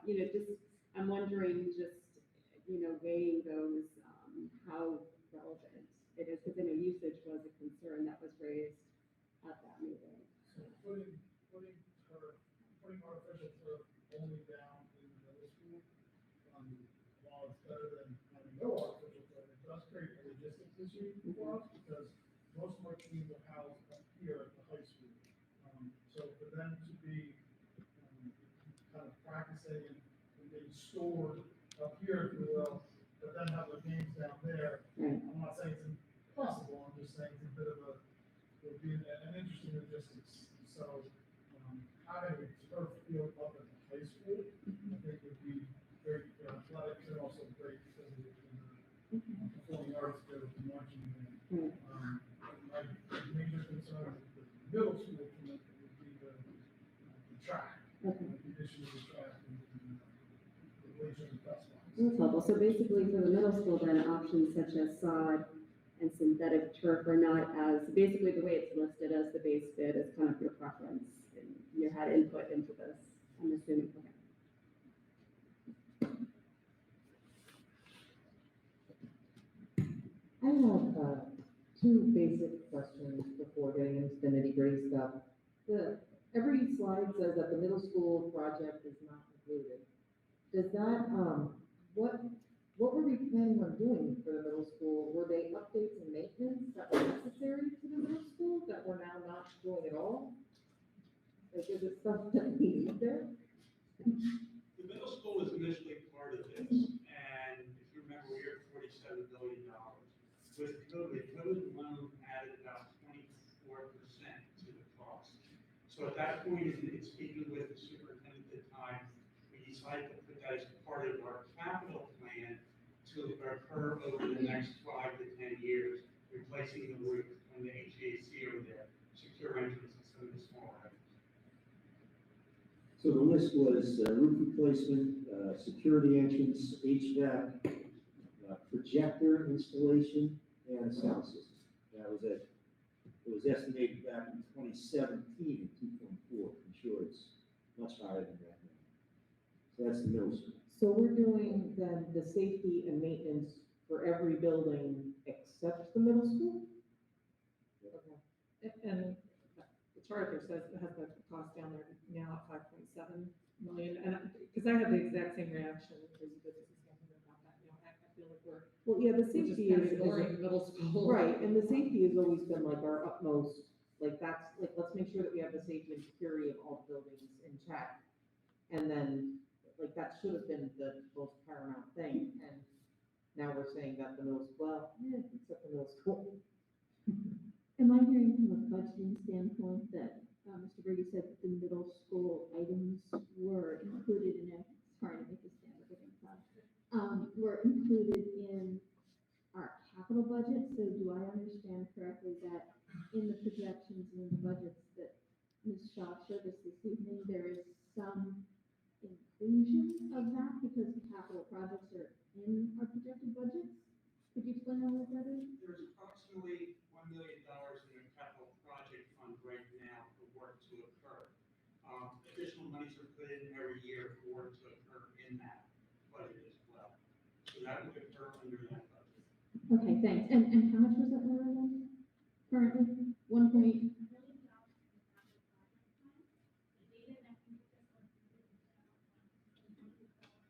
Yes, thanks. So the capital project fund. $1 million balance in there? Okay, thank you. And you said that additional funds are added to that yearly. Can you tell us how much and what that would get us to at the end of 5 years? It had been, if I recall correctly, it used to be about $350,000 per year. When we started planning this, it was cut back to $250,000, assuming most of these things would be taken care of. You may recall that the middle school was also going to be an ESCO project. So it was never part of their scope. It was going to be an energy project to save money for the district, and that's how it was going to be run. And that was the plan.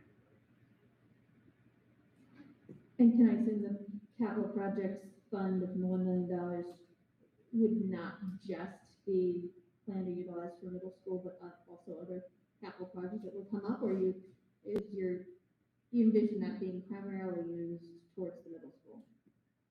Anything else that may come up would have to come out of that fund, or a solution would have to be found for it. But that would be for anything like the salt shed, the winter storage building that was built, that came out of that fund. Like you said, we have $1 million in the fund.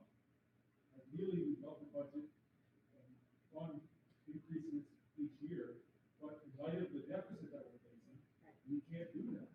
And $1 million in the fund do not pay for a roof at the middle school. And so I think the board's observation that it's odd that this wasn't in the whole program, I think is valid, given the amount of money that's in the capital reserve fund for this purpose.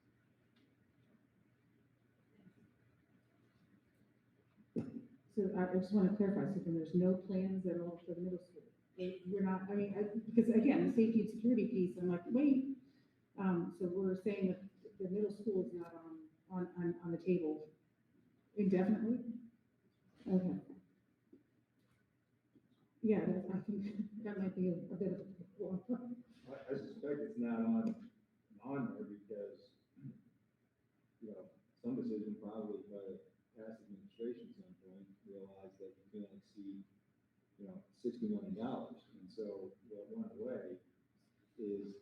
safety and maintenance, in exchange for whatever the various wants are that you want to look here. I completely agree that no matter what you want to do tonight, that you have to consider, I would assume it would be correct to say that the middle school project is no more or less urgent than the safety and security at the high school at Libertyville. In other words, I doubt you distinguish between that and the other two. And, if I'm wrong on that, I'd let them know it.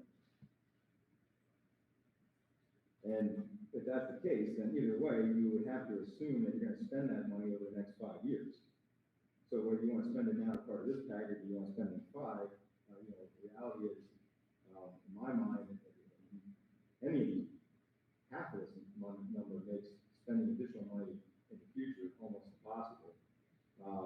And so, I think that's problematic. I would urge the board to either include that in what you wanna do, or at least include it in what you think the district can afford, going forward. I want to say to Rob, that was one of the best presentations, Rob, and the other people that are involved in that I've had for some time. It would have been helpful, and I'm not knocking you, I think some greater clarity earlier in the process would have been more helpful, but this is great. And, from my standpoint, what you put there, this would have been also helpful for you folks. I know we've been running you all over the place with a lack of direction. Again, this is not for the current administration. This is more of the last year or two. As far as you have no direction, so you've been sort of up here on wings. But I mean, the second to last slide, what is the district's total budget? What are the district's priorities? And we need direction. So I want to apologize to the folks who've been working hard on this, because I don't think you've had that. I would say, what is the district's total budget? That's what I've complained about in the beginning, because we talked about buildings and neat things and exciting things that I'll admit are very exciting and would be great to have, but nobody in their own personal finances or their family's finances go about doing things that way. They say, how much money can we afford to borrow before they start to think about what kind of car they want to buy, or what kind of house they want to do, or what kind of addition they want to do. And it should be no different here. And I for the life of me don't understand, I don't see how we possibly borrow beyond 30 million. I'm not sure I would support that, but guess what? $30 million pays for maintenance and security only at the high school, the Libertyville, and at the middle school. So if you just wanted to take care of what basically needs to be done within this district over the next 5 years or so, that's gonna cost you $30 million. That'll have a $1.8 million tax increase associated with it. And that, of course, is not covered. And the second part I'd like to say, Ms. Shaw and Dr. Mayon's intro to this was equally one of the best presentations on financing I've seen in a while. When you put the two together, it makes to me a very clear direction for this board, in that, the 1.8 million would pay for 30 million, which would pay for maintenance and security only in the 3 buildings we have. And that does not address the fact that we're currently in a deficit spend, so we obviously are gonna have to increase taxes to work on that going forward. So for a person that doesn't think it's appropriate to increase taxes beyond that measure, because the impact of that, when you're talking about 3.4%, those kinds of numbers, you're talking $500 maybe a year, per year for the next 5 years. I mean, I'm talking, I would guess, on a $5,000 house, something like that, which a lot of people, you're lucky if you're spending, if you're at 5,000 in this district, but, that's $2,500 you're gonna pay in taxes forevermore. So if you pay $2,500 in taxes forevermore, and you're, have a kid coming into kindergarten, okay, well, that's approaching, that's well beyond L-Tri-C. These are real dollars, these are real costs. The other thing is, I've seen this in other districts. I'll tell you what, ultimately where the cuts come, because they do come, because you can't afford this. And where the cuts come are to instruction, classroom size, and teachers. That's because that's the only place you have left to make the cuts. That's the real driving force of our budget, is right there, personnel. And so these are all really neat things.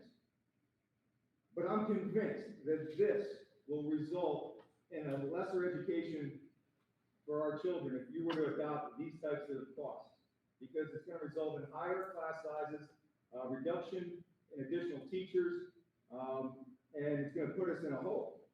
So, you know, I really appreciate this presentation. I think it's made it clear. Obviously, people can tell where I am on it. I'd be hard pressed to even, I would vote for the maintenance and security, which is a huge tax increase for a person like myself, but I wouldn't vote for anything else. And I think, I'm hard pressed to understand how we could approve anything more than that. Well, I was just, I do agree. This has been, probably the most clear presentation that we've had in, since we started the discussions, really. So I appreciate both, Hannah and Dr. Mann and Butz. I appreciate it very much. The only thing that I would differ from what I'm saying, what Mr. Dinner would say is that, I do believe that some of the athletic fields have to be considered a safety concern at this point. There's, with the stands and with the track specifically. So I'd have to kind of push back a little bit on that and say that that is, part of the safety concerns. So, but I don't, with the picture that was presented financially, I don't see how we can do everything that we want. That's my, my feelings. I agree with that, but I would put the fields in there. Go ahead. I was just gonna say, I think we had some discussion about playing fields. I completely agree with the slide about being a safety concern about a lot of those items and life.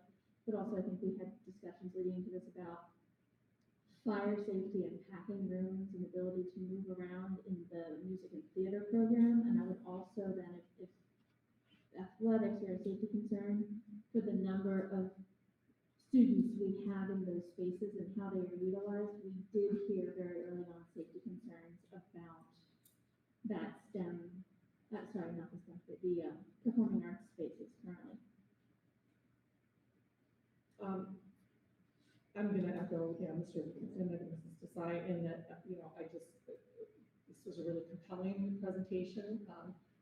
It gives me pretty grave concerns, on how we navigate this going forward. I think it's clear because, when you look at, taking on, when we look, going back to the slides that Ms. Shaw showed earlier, we've got the highest debt service percentage in the county. We also have one of the lowest tax rates, and I think those two are obviously related, but now we're talking about taking on a significantly larger amount of debt,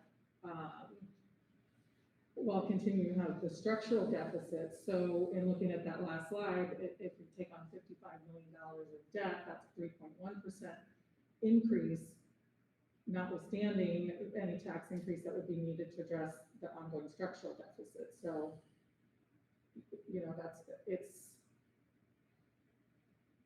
I don't really see how we, and, in the numbers that we're showing, we haven't even really addressed middle school, in the projects that we're talking about for the $55 million or $58 million.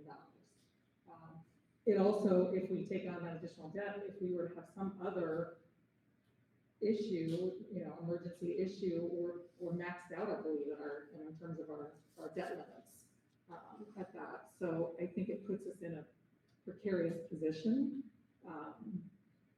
where we're gonna really have to be thoughtful about defining, what our needs and our wants are, and it's a difficult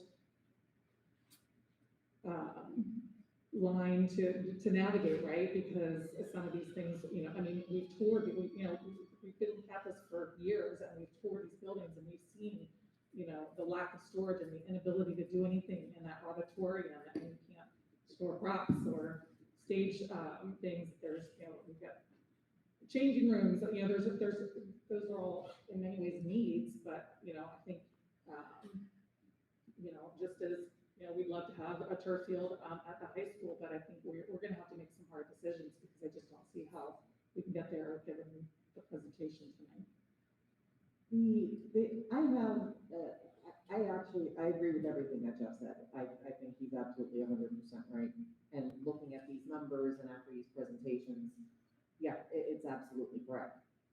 Here's my problem, is that it has been perceived, publicly perceived for a long time that we will favor athletics over the arts. We spend a lot more money on athletics than we do the arts. And these parents have come out tonight to tell us, again, why do we keep getting the shaft? And they do keep getting the shaft. And now we're saying again, okay, we're only worried about maintenance and security, and the athletic field needs. Okay, and don't get me wrong, I understand that the athletic field is in very bad shape and absolutely does need serious attention, but they could argue the same, and that makes me very hesitant, and I would say that if we would end up doing the athletic fields and not the auditorium, then I think that we would have to come up with some serious ways to help them, whether, I don't even know in what ways we could, but something has to be, there has to be a little bit of fairness there, because it's not fair to the arts. I agree with that as well. I think I'll say again, like, I think we went kind of got stuff backwards with this whole project, where we were, and whatever reasoning behind it is that we didn't have a budget first. So the only thing I can say, I completely agree about, it's not that we're choosing athletics over, at least in my mind, it's not that I'm choosing athletics over arts. Wait, hang on a second, I will say, no, I do agree with that, we're not, and it's what's financial and it's what is actually necessary, but that is going to be the perception, and you can't blame those people for having. No, not at all. The only thing I can say is though that the arts center is 17.8 million and the fields are less. So we're in a bad spot. So. 23 million, don't forget the softball. Sorry, okay, thank you. Yes, see, there you go. That your red sticker didn't work for me, sorry. Sorry. So yeah, that's where, of course, I mean, yeah. And I do think it's important to note to Mr. Berge's comment that, when we started this conversation, all of the numbers, even including the middle school, were down in the 40 million. So, we're looking at he said 25% increase basically in costs since COVID occurred. And I don't think any of us could have predicted that. So I do think this was very clear, but I also do think we had some awareness of what we could borrow and what the implications would be. I just think that's been extremely exacerbated by the circumstances of our world. I'm just curious, since, for the athletic component, we have kind of some piecemeal aspects to it that we can look at. I'm just wondering if for the performing arts, is there any, because there's steam rooms, there's, and I understand that renovating it, obviously there's probably some base costs that you can't escape from, and it's probably just going to be very, incremental savings if you were to take out any of the additions. But I'm just wondering if you ever looked at that as a team to making it a less comprehensive overhaul, as much as I would rather it not be. Do you mean renovating the existing auditorium? Kind of, yeah, more storage spaces, and I don't know that, I know, it's not ideal. But if we were not able to do a $23 million project, because of our dire financial circumstances at the moment, would we have any alternatives that were ever looked at to make it a nicer space, to make it allow, because it is cramped, you can't, it's, I'm a big fan of the arts, and you can't fit people in. Let me try to answer that. I mean, when Spillman Farmer was hired, we really looked at the 800 to 1,000 new auditorium.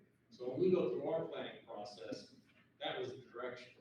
So with that auditorium addition, it freed up the existing auditorium to create better music suite areas. So we really didn't look at that option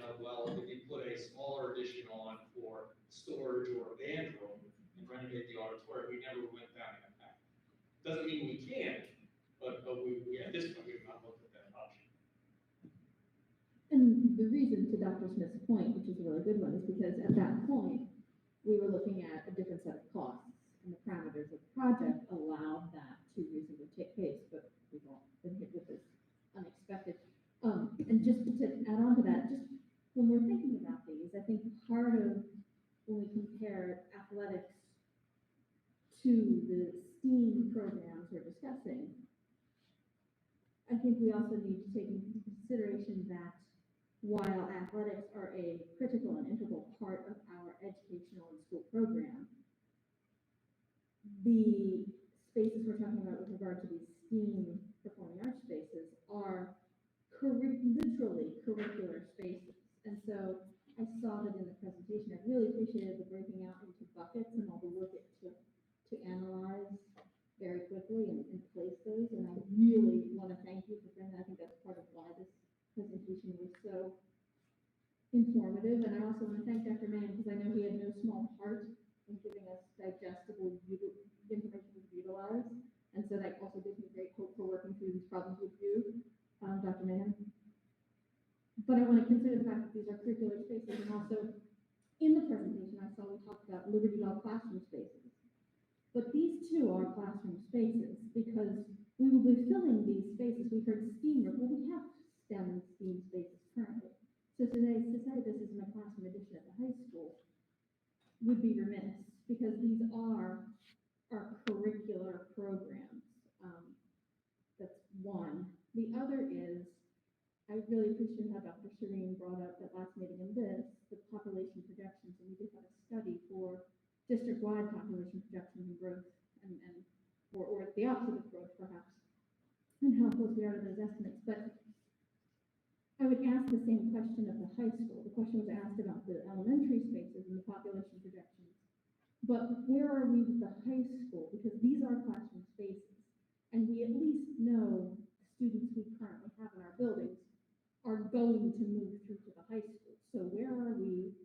I mean, that's not even a projection. That's just somebody get on a spreadsheet kind of a thing, right? And then looking forward, where are we with that? Because these are classroom spaces, and how can we frame this conversation to think about it that way?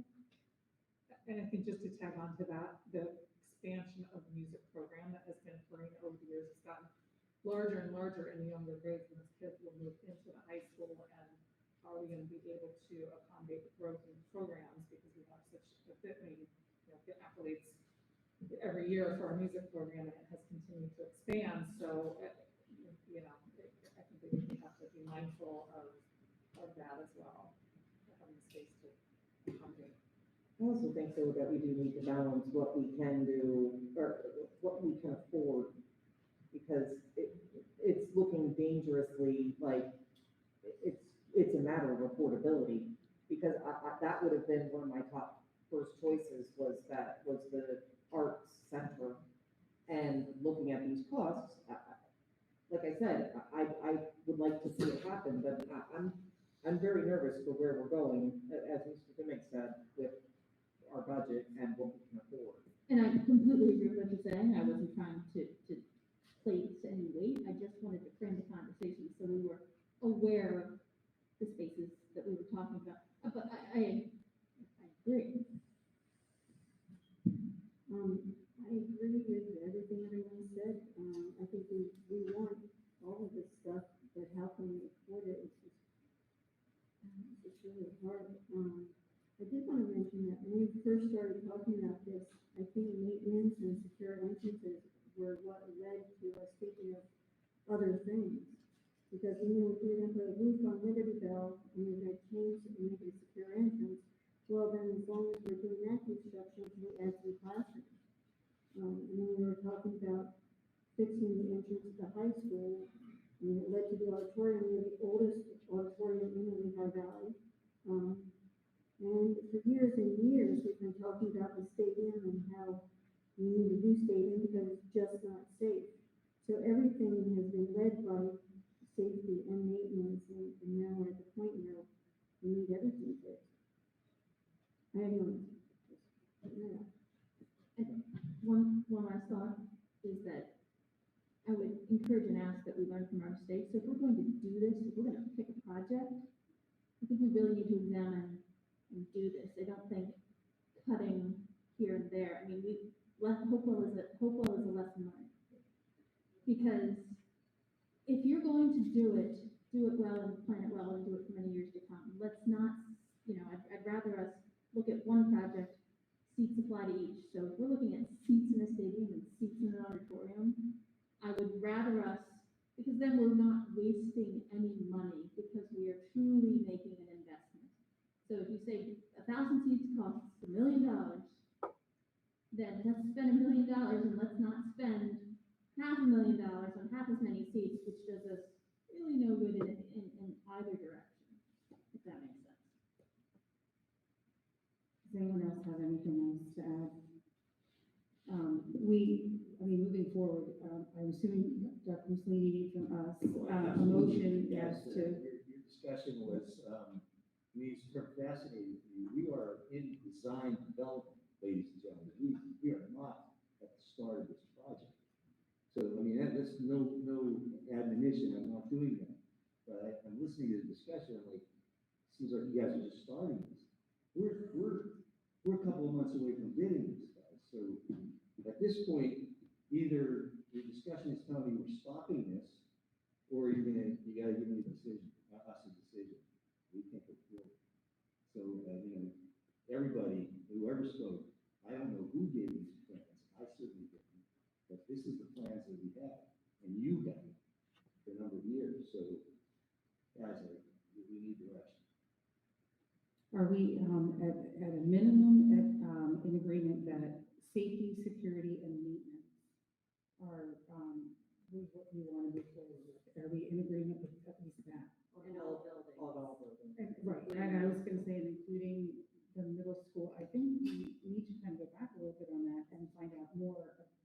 So, Russ, so if we include middle school, how quickly is that going to cause you to design that? Again, safety and security and maintenance. Again, guys, under the fascinating, from your outside guy. Since I kind of brought that up, I would just say in regards to the middle school, I said we should take it into consideration over the next 5 years, and I believe that. I didn't necessarily mean we had to vote on that tonight. I'm not saying that I think that should be a priority. I'm just saying, I thought we should consider that number when we decide on what we can afford.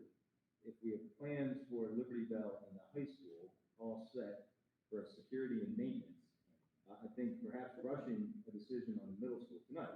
We got to get ourselves right back into what we currently are in, which is we make decisions sometimes without full information. So obviously you can ask the question. I'm interested to hear the answer, but I would caution about, and I think it's important that we do the middle school. That's why I raised it, but I don't know that we need to approve that or No, suggest that. I agree with that. Like, I said, we need more information, but I don't understand how we just don't do safety and security for one school. I was under the impression that at the middle school that. There was HVAC in the room. No, I was under the impression at the middle school that it was, we were actually earmarking an entire overhaul of the middle school the next time that we do a big project, like whatever, 10, 15 years. There or was, whatever. but there was also HVAC and roof stuff that was. Yes, but that's correct, right? That like the next 10, 15 years, the middle school is going to be coming up. That's what it looks like. Pushing to another point, which is fine. Right. So now with what we've got designed, we've got to get where we go. So I'll go back then to, we're in agreement for safety, security, maintenance at Liberty Bell and High School. Yes? My only question was, I saw ADA compliance under other renovations for Liberty Bell, and can you talk to me about how that's, I would think that would be needed, but perhaps I'm incorrect. For the total cost, $935,000, but for the construction cost, $709,000, other reno Liberty Bell, there's ADA compliance in there. Can you talk to me about whether that was or was not included in absolute, it's in a separate bucket, so I'm assuming it's not.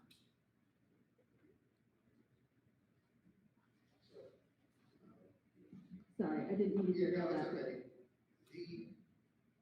It's not an absolute, but I will, honestly, there's a chance that the inspector, the building department, they may make us do it. Right, because it's my understanding, if you touch a building, you need to bring it up to compliance all around, and so if we're going to touch the retail at all, even for these kinds of overhaul, we're going to need to make, right, the bathrooms ADA, I mean, what, any space is ADA compliant, that would be my assumption, and what I'm hearing from you is, that is a fair assumption, It's a right? fair assumption, yes, there's a chance that they will most likely do that. Okay. So should we include in what Mr. Desai was saying about the high school absolute $9.5 million cost and Riverdale $12.8 million cost? We should probably also include the $700,000 or $900,000 other reno at Riverdale because it includes ADA compliance. That would be my request. Is that question? That's what it, okay. So if you go back to your slide, there was some stuff in there that the bathroom portions were a percentage of that number. There's Okay, there's this other is like things a like facelift. there's other things, countertops and sinks for cosmetics in the classrooms that you wouldn't have to do. You could do them, but my point is, I guess you could trim down that $935,000 number if you wanted to. You can trim it down by about 350,000. That's about right. About 350, so you do the gang toilets instead of the individual, and then that becomes storage for every teacher, which they need. And then you're not doing all that casework, which is a big project.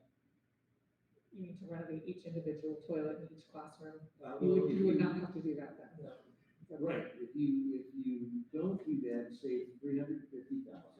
So what the kids do is they go to one bathroom in the hall, but that has to be renovated. So you're renovating a gang bathroom. One as opposed to. Boys and girls, and one as opposed to 6, yeah, in classrooms. And then on top of renovating those classrooms, the problem is the sink is not located in the bathroom. So if you renovate the bathroom, you gotta move the sink inside the bathroom. So that is taking the sink that's from outside and totally redoing all the cabinetry. So you save about 350,000 by not doing that and just having a boys and girls bathroom in that kindergarten, first grade hall. So I mean, you could do that and shave that 350 off. But in doing that, are you saying that because I understood your explanation, that's great. I've been in those buildings and you nailed it. But my question there is, would that then not have ADA compliant bathrooms in the classrooms because you can't? Well, there'd be no bathrooms in the classroom. Wouldn't the bathrooms currently there remain? So You keep the bathrooms in the classroom? Yeah, right. We wouldn't modify those bathrooms, we just leave them the way they are. Oh, okay. But then they wouldn't. They would not be ADA accessible. Right, I think we're back to the original problem is they wouldn't be ADA accessible. So again, it depends on how much of the building we're touching and how much the code requires us to do. So in those particular classrooms, we're not touching anything. We might not have to bring those up. Oh, I understand what you're saying, because we're not touching, and the operative word there is might, because it might be seen as a building as a whole, but I understand what you're saying, if we're not touching the classroom, so the casing projects in the classrooms, they might not make, it's still a consideration for the board for 300,000 to kids in our buildings who are having accessibility issues in general. I think I would like personally to push the 300,000, that's kind of a point of attention for me. We're gonna still have, I mean, the new one would be. That's right. The new Right, so that, bathrooms would be. then you cover accessible. Right, but then everybody in the classroom could use the facility except the person who had an ADA issue who happened to go down the hallway. And that individual already has accessibility education issues. So just as long as we know the decision we're making, so I'm clear now, thank you. So yeah, you're absolutely right. There would still be an ADA bathroom in the hallway, just wouldn't be in the classroom. Got it. Thank you for that explanation. That makes a lot of sense. Okay, so on that point, are we including the other reno part of Liberty Valley? Is there consensus on that? So, excuse me, so are you trying to build how much you're spending by? We're going, and we're going according to this. Security, maintenance. Right. And now the question is, do you want? Yeah, what are we, I'm using the page that he, Secretary Amberly gave us, are we doing the, adding on the, addition at Libertyville? So if And you the add red- on and the the red addition, at Libertyville. if you add on the other renovation, you're at about 23.1. So that's all the maintenance, all the safety, plus the other renovation at Libertyville, 23.1, not including the addition, not including the Performing Arts Center, not including the fields. We have consensus on that? Yes? Okay? So that we would include, we are including that. Okay, moving, then Or the, just, are we including that the full 709,000, because that includes the individual bathroom renovations, right? It also includes painting. Like, It's a freshening up of that Mhm. wall. Up to you. And I would just say that is almost a contingency item because we aren't 100% certain whether or not it would be, the inspector would consider us not to be touching the whole building and therefore might require it of us anyway. So I would rather include it, as a contingency if nothing else. So that's why yes, I would like to include that 935. So the question is that it, or do you want to add to your, okay? I misunderstood the last question, just like, So, clarify, I would not be in favor of the 900,000, I'm sorry, the question I thought you were asking, I'm sorry, Jeff. I understand that might be, I don't think that whole thing, but. The last question about, we had consensus, I thought we were just talking about basically maintenance and security. Okay. But I didn't realize adding the 900,000, I would not be in favor of that, we could probably get to the bottom of that relatively quickly here, but that's not hopefully huge. Doesn't require a ton of thought, like go to one way or the other.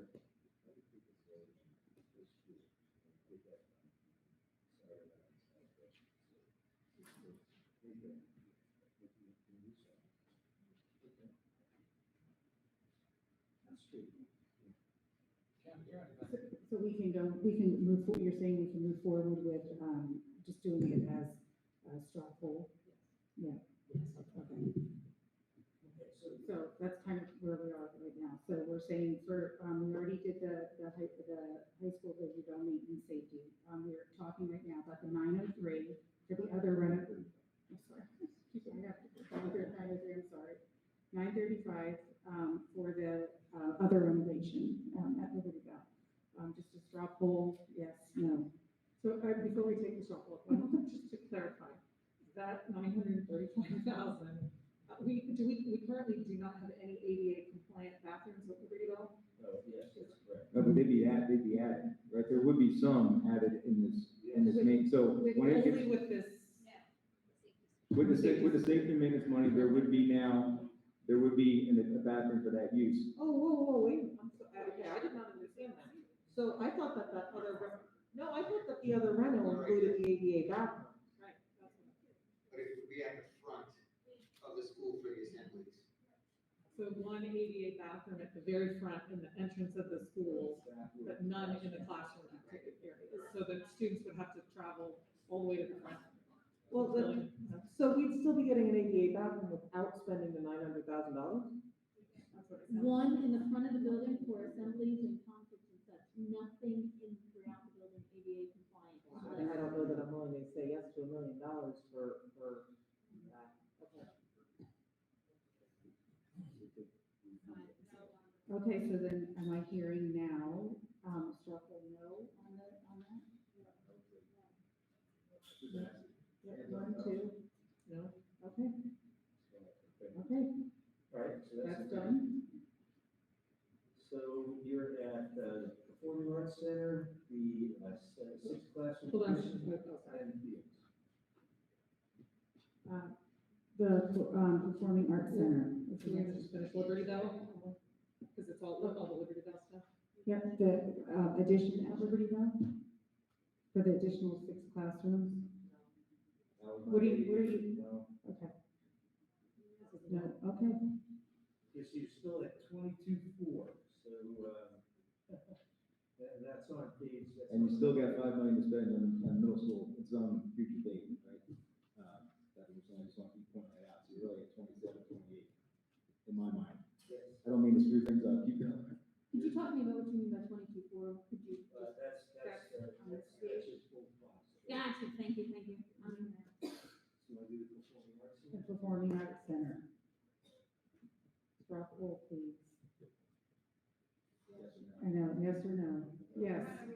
Yes. Yes. And no. This is a very tough one. This is very hard. I know, this is And very this is hard. nothing about what I want for our district, Yeah. it's about looking at the actual numbers. Yes, I have to agree that it's absolutely, it's very hard. We need hands again. Well, do we call it the Performing Arts STEAM Center? Let's think about that. Okay, that'll add 22.9 to the 22.4 that you have. So we need to see show of hands. So, but I just wanted to get one. Yes or no? Yes. Emma, what are you gonna say? I think if we make the decision to not proceed right now with the Performing Arts Center, a couple of things. We have to do something kind of to Dr. Swain's point. It is not sustainable for our music and arts programs in the current spaces. It's just not. They don't have changing rooms. They don't have space to store things. Just like we saw with the athletic fields, when we saw the storage there when we went on the floor, and so I believe strongly that if we're going to defer the Performing Arts Center, we have to do something temporarily until that takes place. And the other thing I just want to remind everybody is when it started way, way, way back, one of the first considerations we had was because the middle school needs so much work, that we have to add it in here, was to eventually move the middle school to the high school and build a new branded high school. We did not do that because it was like $190 million, obviously. So I think if we're gonna make this decision, we need to look at kind of a long-term plan, and maybe that Performing Arts Center becomes, because we will be retiring debt service, I believe Ms. Shaw said, in 9 years, that we might be in a position then where we could do a full construction of that. But I think if we're not gonna move forward with Performing Arts Center, we have to do something to provide some better facilities for our arts programs. Just so you know, that something would be another project, would be engineering and. I understand. I completely understand, I just want to. I just want to make sure. I do. But I would echo that, I mean, I do want some options to help amend, if the situation is not a good one. And I know, obviously 23 million is a lot of money, we can afford it right now. I would venture, this is almost for another time, but I agree, is there, things where you could do modulars outside for changing areas or things like that, that would be not structurally to the building, but, doing something, but I think that's another discussion for another day. But I think we're all hearing clearly is that, it hurts us to say, at least it hurts, me, and I think I'm speaking for a majority of the board, that it hurts to say, for now, that this isn't something that we can do. It's not something that we absolutely do want. It's just not something that we can do right now financially as a district. I think the challenge is, to Dr. Mussolini's point, is that to do that would be a whole separate project that now will not be a part of this budget if we don't put a placeholder in here for something. And it's a chicken and egg problem, because you don't know what kind of a placeholder you could put in there to do the borrowing as part of this exercise without scoping the project.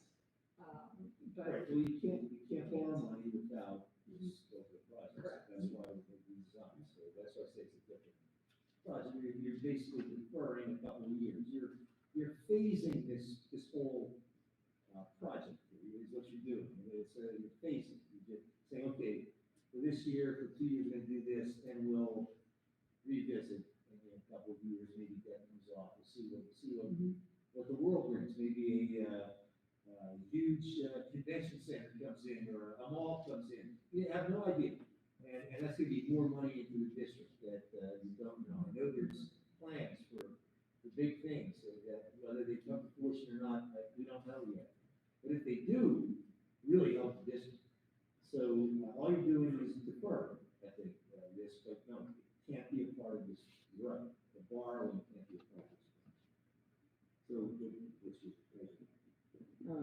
So we vote, who says no for the performing arts? Are we voting for the sake of the minutes person? Are we voting for straw poll? Straw poll. All right, excellent. Straw poll. And I'm sorry, what was the question? For performing arts center. Yeah, are we raising our hands for yes or for no? For yes. Raising our hands for yes. Okay.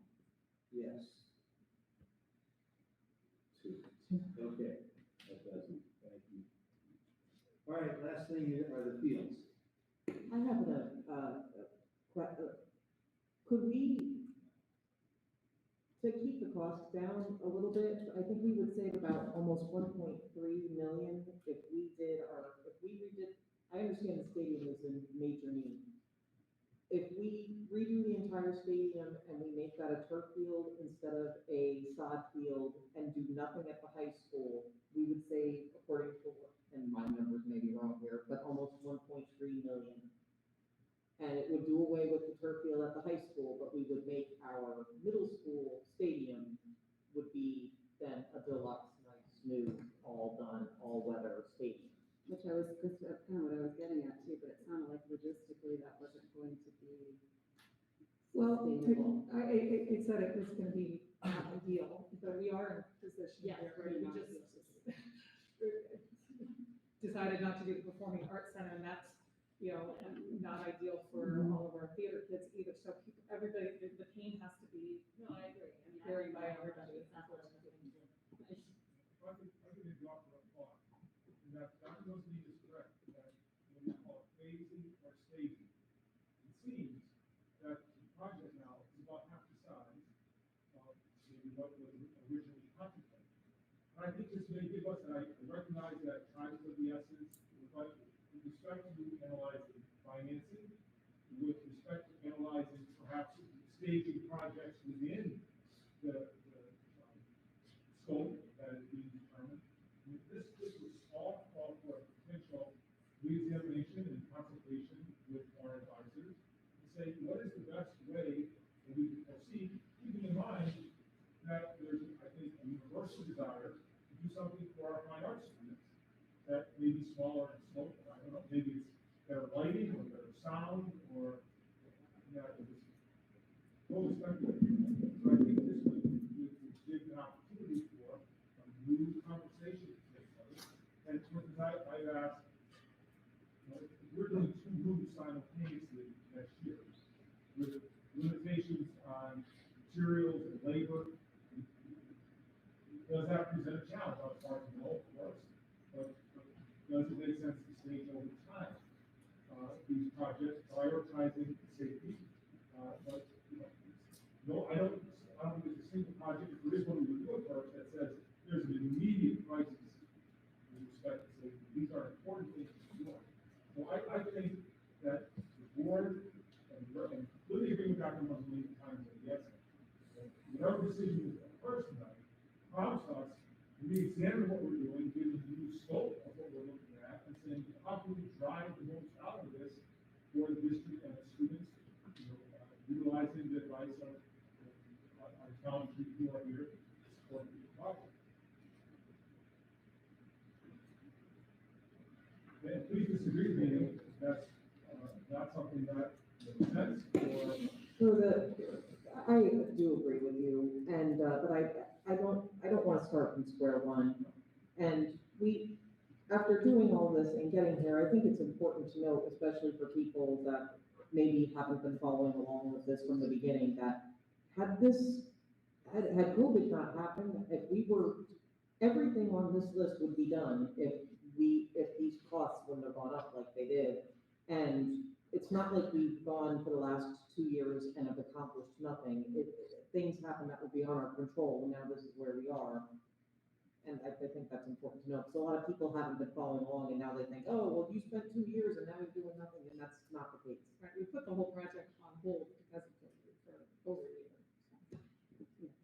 Yes, that's definitely, we didn't have a choice with that part of it. I'm sorry, Dr. Rand, are you saying that you want to revisit recommending that we revisit the field project? I'm sorry. But not all of it, just one, I think further defined, so no formal action is taking place. There's a very good sense of where the board would like to go with respect to safety and security. And so, I think that in light of that, we say, are we doing every project that's out of, for example, middle school, maybe that's 2 years from now. But is there an opportunity to say, maybe one week next summer, one week following summer, one week summer after that? And as you look at how that impacts financing, and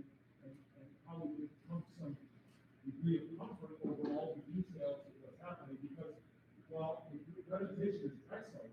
I've been looking at this for 3 days, and I still will not claim to have all the details, and here you're getting this on the spot. So I think it is very much focused, recognizing time is of the essence. Say, how do we perhaps reimagine and reschedule this in a way that meets with the best way to drive the finances and to allow us to get a better handle on exactly what it is we're doing and why it is we're doing it. Okay, so then do you have, enough information from us then? I think we do. Okay. The board is not asking you to vote. We have a sense of what you'd like to do, and if we don't come with better ideas, that's where we go. But if we could look at this in a way that's urgent, but, better informed in light of the decision the board has made, maybe we can even do better. Okay. If I could just jump into that. Please, yes, Point. I mean, you know, and so Yeah, if we're- there's something, please tell me. Just about the middle school, Right. the team, we haven't even looked at the middle school. Exactly. So the middle school has to be on a different track. Okay, that's fine. That's the point I made. Exactly. Whether it falls a year later or two, but it will not be on the same schedule as what we're talking about. Maybe we have to be on the same schedule. Maybe things that we have to be on a different schedule as we look at the totality. Because if the middle school roof is in as bad a shape as the high school roof, the middle school roof can wait 2 years, then perhaps the high school can walk as we're focusing on delivery. I don't know. But as far as being able to stage this in a way that is more wants and allows us to provide more information to the board, could be valuable for everyone. Yeah, so basically you're saying a need-based assessment. Right, like, so where's your most pressing need? You go there first and then you stagger it. So- Maybe that's not possible, but at least it's a good question. So to reiterate, what you're gonna be kind of coming back to us then, again, is more of a little bit of a timeline on the health, the maintenance, the safety, security, and the fields. Is that correct? Is that what you're coming back to us? I didn't say anything about fields, at least I didn't. I think we had consensus on maintenance and security on 2 buildings. I'm not saying we don't have consensus on the field, but I don't think that was addressed. We did talk about it, which I think we should at least address, just like you did that. Yes, I do think we have to, to talk about, yes. So we have that safety, security, maintenance piece done. So then I guess why we started that conversation with Dr. Mayen though was because we started questioning the fields of where we're gonna put turf, where we're not gonna put turf. And that's what you're saying, that we can flush out a little bit of that more. Is that what you're, right? That prompted the thought that while we're talking about it, then we could ask the same question about the roof. That maybe, someone might have thought about, well, it's really not a good idea, or yes, we can work that, we have all the games. And so because the scale of the project is now smaller, and we have to then now reflect on perhaps some more concentrated ideas on how to get the most out of it. And we know we have to meet the timeline of January, like where we have to go out to bids and get the, Hope by the next meeting. okay, the next meeting, okay. So that's where I guess I was getting lost, where the timeline for this was then. And maybe the next meeting is exactly as we have. So then, could we also then at the next meeting have something, with respect to scope for performing arts? Obviously, we are in agreement that we can't do what we had talked about, but, does that make sense? I think the problem there is everything the performing It's arts tied to is those. under a roof, and you're talking about walls and rooms and such, Well, whereas yeah. opposed to, Well, I hear what you're saying. I No, just what don't I'm want- curious to know is whether or not there's a way to utilize existing spaces. Utilize existing That's what I- spaces, okay, great, that's, okay, Because now I you can't really, build an addition. I totally misunderstood what you were saying, thank you. That, maybe I'm saying, I don't want to be speaking out of turn, or have you listen to this and say, well, that's not possible, what is he saying? No, I think it makes perfect sense, and I was just talking to Russ, I think it would be nice to know a range of a budget, but maybe that's unrealistic. But the other thing, I agree, the last statement is potentially, we can look at doing something different to the Performing Arts Center, renovating the existing one, and maybe a small addition to have swing space, so you can, I understand you have storage issues. So maybe we can look at that as an option, that's additional, not additional scope, but we have to look at that particular scope very quickly, though, if you want to stay on that schedule. So that's something we can explore. That is something that you can explore, that's what you're saying? Yes. Yes. So by Yeah. October 11th? I was thinking the 9th, but if you want to do the 11th. Oh, okay. That's the next meeting. Okay. Okay. So, That's the next meeting. so then you have, let me, I'm gonna try to recap this. We have safety, security, maintenance were done. You're gonna flush out a little bit of a timeline, looking at, reevaluating fields and the fine arts now. You're saying that you can look at that. And maybe come up with some other options for us. Is that correct? And we should have another similar presentation on October 11th. That would be my goal. The athletic part, we'd have to talk to Architect about, that's in their court. Well, I think with the athletic part, I think we do have a lot of information already. We know what it's gonna cost, whether you're doing, sod and turf and, all of that. So I think, and I think we just need to hear again, from Mr. Zimmerman, what makes most sense for the students, for the athletes and for where we put the stuff. So are we good? Well, I guess, I'm wondering what we're hoping to determine more about our options for athletics. Like, I personally feel that we have the vast majority of the information we need to make a decision on that in this direction. Maybe I'm in the minority on that, but I think Architera did a very good job of kind of discussing options, discussing different plans over the past year in terms of what needs and what options there are and how those impact our students. And to Mr. Zimmerman's point about, the logistics, I think it's pretty clear when we looked at all the numbers at the last meeting that we need at least one turf field to preserve the integrity of our fields. Where that goes, we have the discretion to say, if that's the direction we're moving, but I don't know what else we need to make a decision. I would just say that I agree with that completely, although I do think maybe that looking at it through a different lens of absolute needs versus wants may cause some different decisions to be made or some different combinations of things. So, I agree, all the legwork has been done. I think maybe just giving them the opportunity to go back and take one more look to see if there's any reallocation on it, because I think there are certain things we know that have to be done, because of safety and other issues, but looking at it through that lens, I would be opposed to giving a little bit more time for that.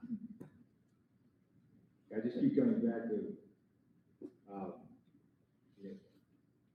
what is the district's total budget? Like, that's what drives all of this, right? And that is what we've never voted on. That's something we've never decided. And so we kind of went out there and let these folks run with a lot of different ideas. In fairness to them and the administration, everybody else is working really hard on these issues. That's where I think we need to get, if there's anywhere that we need to sort of think about this, is how much money do you think we can afford to spend? What kind of tax increases along with that are people think are appropriate?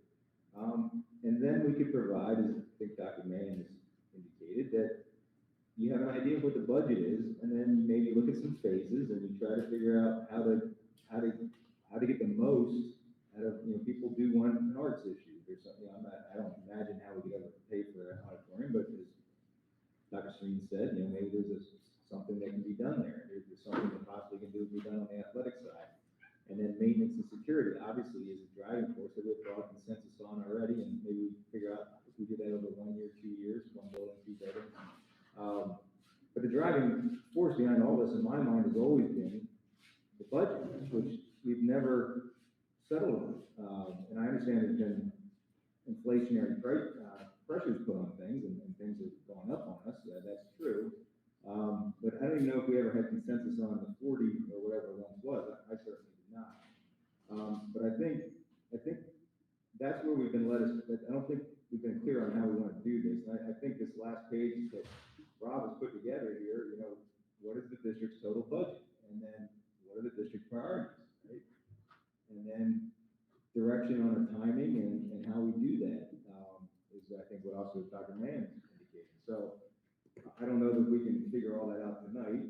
I thought the presentation was very clear on the finances, and it was very helpful. And I'm not sure we have quite that level of clarity until that point. So I mean, that's been very helpful. And I think the presentation on the building projects is wonderful. And I agree with Jen that we have, I think, a very good sense on the athletic side. Bill Lysette's going to be very upset he wasn't here tonight.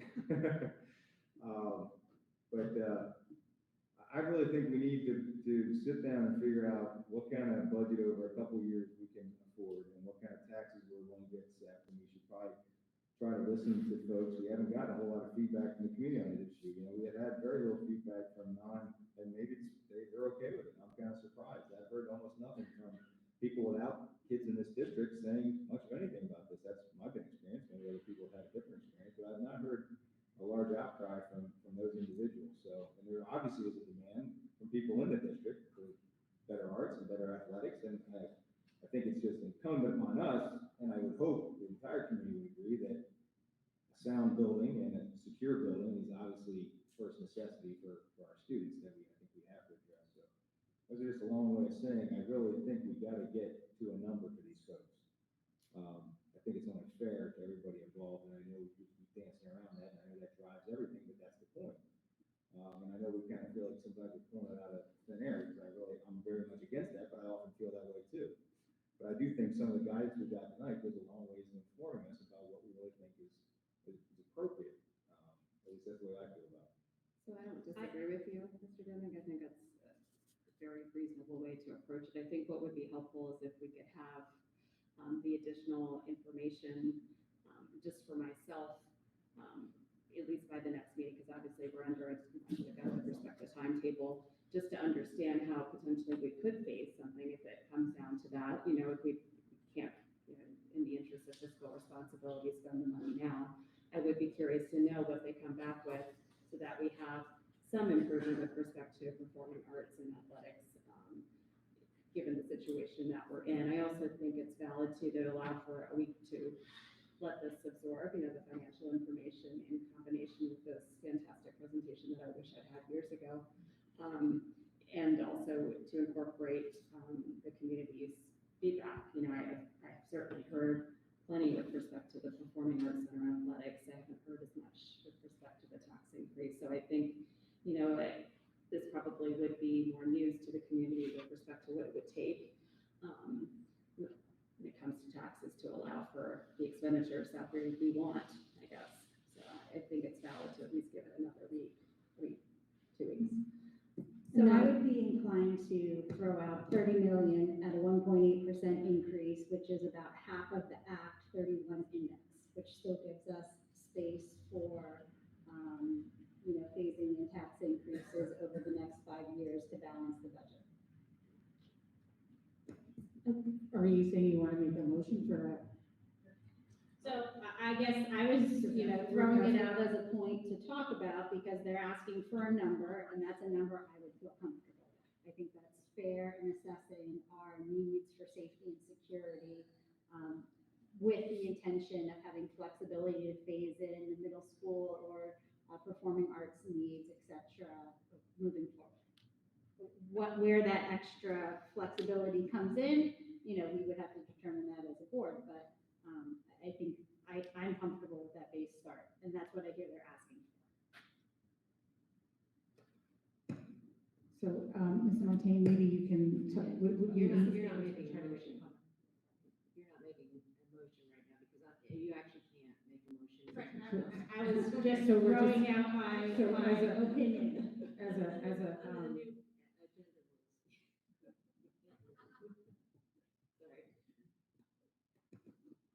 So are we, Ms. Gailey, you have something else you want to ask? I guess okay, no, I don't now. I was seeking clarity about what was going on, but I'm good now after Ms. Montaigne spoke. I'm good. Okay.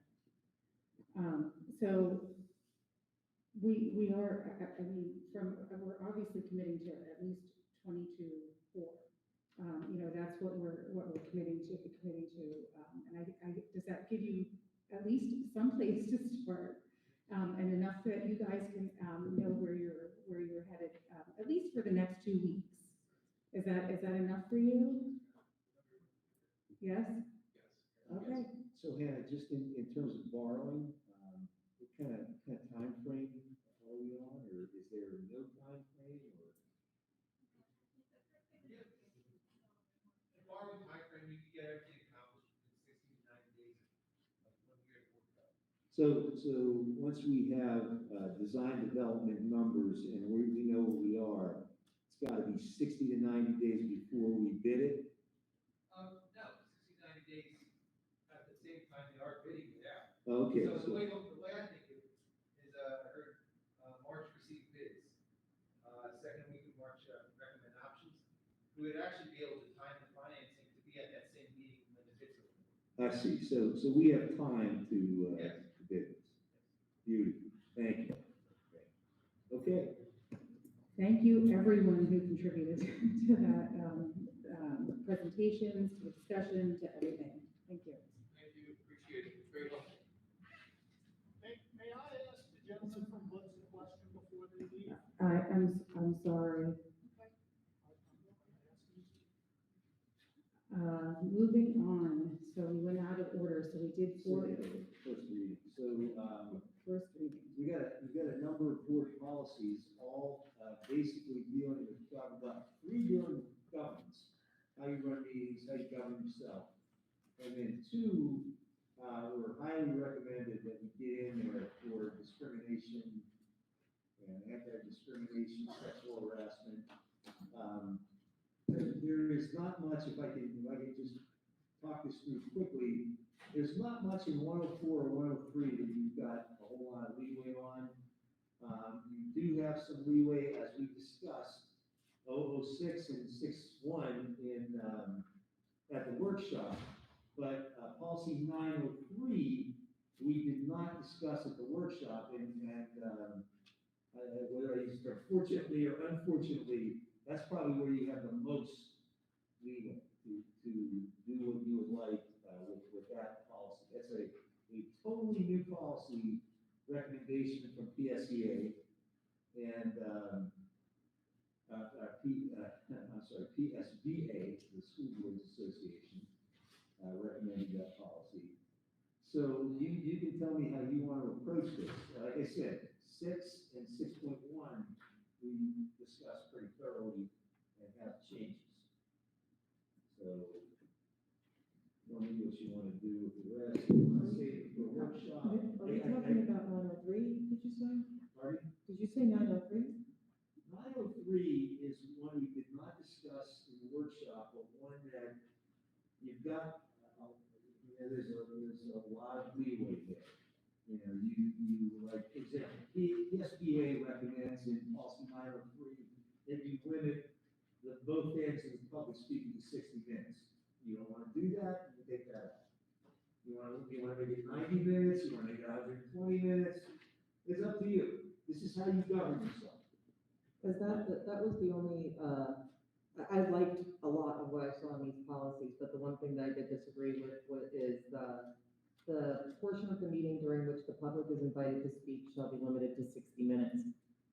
I don't get me wrong, it would be nice to have a time limit on it. However, if people are going to get up off their couches and come here because they have something to say and they want to address us, I think that they should be able to do so, and I don't think that we should have to put a time limit on it. Okay, so for housekeeping, can we back up a second? Thank you. So, yes, so our motion that we have here includes all 5 policies. So we are going to have to go through and look at each of them. We did in workshop, we did discuss them. We can certainly discuss them again. But just for the sake of, the motion, including all 5 of them, I think we need to just, go through. We can start with policy 903 if that's where you would like to start. We already did the other two Again, for, workshops. sorry. We already did the other two. Just again for housekeeping too, I think it's just important to everybody, to remind everybody, this is a first reading. Yes, you know, so it's up for discussion, you know, in its current context, but then we have additional, you know, the second reading before, and ample time for more public input and things like that. Yes, there's approximately 30 days before any of this becomes an approved policy if it is approved. So this is the first reading, there will be a second reading, and then the final approval. All separate board meetings. So yeah, thank you for bringing that up again. Before we get into making motions, if that's what you were going to do. Okay, that's what I thought, that's why I stuttered into the mic quickly. Before we get into making motions, so we don't complicate our lives, I'm just gonna ask, because in the workshop, I took minutes on this, including proposed language changes that we all had consensus on. Before we make a motion on policy 006.1, could we please have an update discussion, recap of our board workshop discussion in which I read the proposed language we had consensus on, so we only have one motion, we don't have a language adjusted. Everybody's laughing over there, thank you, yes. So we got thumbs up, you hear what I'm saying? All right, thanks. That's my only, didn't mean to inhibit your motion making, Ms. Parsons, but, all right, thanks. So Ms. Desai, considering that, So on 006, no, 006, the first one.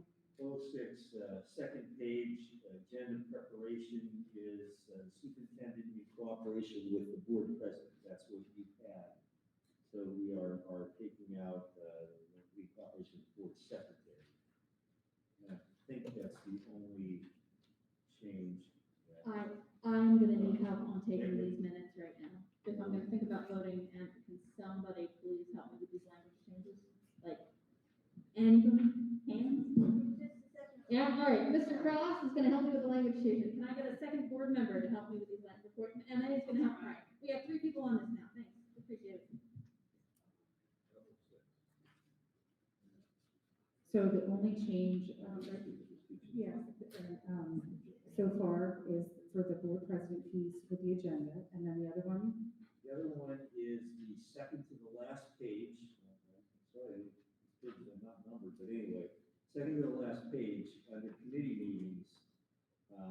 First paragraph under committee meetings, standing committee meetings may be called at any time by the committee chairperson with proper public notice, or when requested to do so by the majority of the members of that committee. There are 2 changes in 006. Most of 006 is statute, so. Okay, now, you want me to do? Not yet, please. Can we just vote on that? Well, yeah, the motion is for all 5, can I vote on just one? No, there's no motion on the floor. No, but can we just take that one and get a motion on that one? We can make these motions individually, yes or no? Yes, you can. So can I have a motion for the first reading of policy 006? With those changes I made. With the changes. With those changes discussed, I make the motion. Yes. Wait a minute. Ms. Parsons, do you make the motion with those changes? Excellent, I rescind my motion. Ms. Parsons is the first and Ms. Smith is the second. With this, thank you. Okay. Are there any questions, comments? We just did discuss this. I have a couple of issues with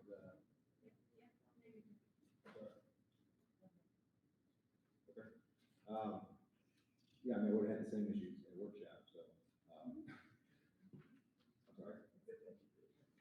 Yeah, I came as soon as I could, I came straight from work. Mr. Jimmy, sorry. That is a phrase that has been repeated many times by yourself over many meetings, and I don't mean to interrupt you. I think you should have the opportunity to meet and everything else, but Right now, hold please, on. can we, Mr. Jimmy, what do you need to say? Because you can have input. No, I have to, I just have to say, Mr. Demme, everyone here has a job. Every single person has to every single one of us. So could you please just consider that when you say that? I absolutely agree that you should be able to come here and not the workshop and speak your mind. I would just ask if you please consider that everyone sitting at this table has a job. That's all.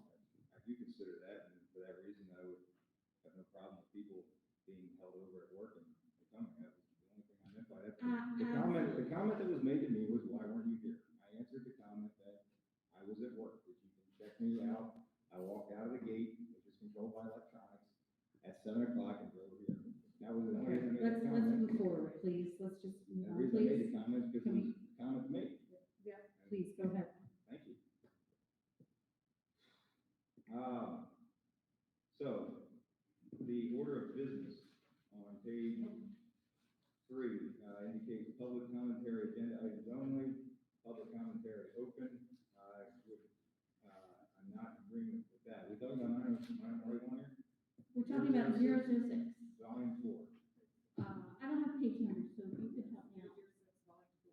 006, volume 4, on page 3, under order of, I would only tell you order of business. Yes. It says public commentary, agenda items only, which obviously this dovetails with, I suspect, the other policy that we're gonna talk about later tonight. So I'd be opposed to agenda items only, public commentary first, and then it says public commentary open just prior to adjournment, which would mean, from my perspective, that if folks wanted to raise anything open, they'd have to sit through, right now, like 3 hours. And some of our more important information, as Mr. Scheinler had said, and he's obviously left because he didn't want to stay here as long, did indicate that he's raised a number of issues that certainly would not, I mean, the idea to me on that is the types of issues that might come off agenda often are when people realize there's things going on in the district and they want to raise that issue. And so to push that off until the end and require people to be here throughout an entire meeting seems as if we're not valuing input on all items at the earliest possible time. So, I mean, I think, again, I suspect I might be in the minority, but from my issue, I would change that. I wouldn't change it. I'd leave it the way it's always been over the 14 years I've been here, which is that if people want to come, they can come and they can talk when they first get here about issues that have importance. I think we talked about that at our last workshop, and I think you were there for that. And we talked about how it was helpful to hear people that had comments about agenda items that were before us. And that kind of goes with keeping our meeting kind of orderly so that we can get through our meeting, and then moving on to the end, closing comments where it would be for open comments. So that's where we talked about that. That was before then. No, I know we talked about that. I remember. I don't think I was for it then. I mean, at no time did I ever think that we should only talk about agenda items. I never said that. I think I said I didn't think that was, and again, I might be in the minority. I don't want to belabor the point. I'm just saying, if I had my way, since it's discussion, and I want to make it clear what my points are, I don't agree with that order of events for the reasons stated. I don't have a problem with people yielding time under public participation. The first public comment section of a regular, this is also under public participation. The public comment section of a regular meeting agenda will be restricted to comments concerning items listed for deliberation and action on the current agenda. Now, this would obviously go to the participation of order, but it greater defines it, and that's under public participation. For the same reason and then the second comment section at the end of the agenda will be an open public comment section. For the same reasons I just discussed, I'm opposed to that language. Public decorum is an important, next paragraph. Public decorum is an important tenet of a meeting of the elected board of education. Therefore, any name calling. Well, now, I have no idea what that means. I mean, I think our solicitor would agree with me that name calling can be interpreted by all kinds of things. I don't have people coming in here and calling me a tyrant. That's what they think I am. I think people have the ability, do I think we should be cussed at? No. I think it should be at a level that you would want your children to listen to a meeting. But I got no problem with somebody coming in here and calling what I think, I'm stupid for doing what I'm doing. That's fine by me. People can say, they think we're idiots. I don't have a problem with that. I don't have a problem with thinking that we're authoritarian. Or, could people consider this name calling? Sure they could. And So to me, saying that the public can't come in here and call us names, is problematic, and so is the next few sentences that then say removal from this and future meetings. So we're gonna remove the public from future meetings because they might call us a name. That, I don't even see how that passes First Amendment issues, but I don't ever buy into anything the PSBA writes anyway, that's just a whole other side. Under actions requiring the affirmative votes of 2/3 of the full membership of the board. Number 2, hiring as a teacher, a former school director who has resigned before the expiration of the term for which the director was elected, that would require 2/3 of the full membership of the board. I think it should be even broader than that. I think any employee position that wants to be filled by a former school director who has resigned should require. So I would actually broaden the definition who would fall under a 2/3 vote. I think if you're a school director and you've resigned, and you want to get a job here from the place that you were overseeing just before that, I think it ought to be any job, not just a teacher.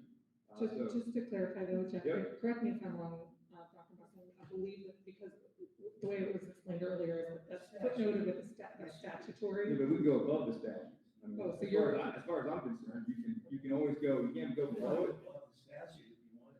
So in my mind, we've seen this in local government, I won't get specific about it, but, I think it's problematic when you come here, you sit on a board, and then you take a job in the district. And if that's gonna be the case, then I think do any job. I mean, technically, you could become an administrator in this district easier than you could become a teacher. Does that make any sense to anybody? I mean, I think that would be even more problematic, somebody that wants to become, head of facilities or something. We have a number of open things right now. I'm not saying, I don't think anybody is, I'm not talking this current board, I have no reason to believe anybody wants to do that now. But again, we're making future decisions. I just think that's problematic. I think people should be, we should be very concerned about that type of activity. And I'm not saying if 2/3 of the board thinks it's okay, then it's probably okay, but I think that should be the case for any kind of job. So those are the areas that I have concern with on 06, volume 4. So, with the changes that you're asking, And I know it's the first reading, so I'm just putting it out there. I'm asking for, a little bit of guidance. Do we vote on whether we want to make those changes, or how does that work?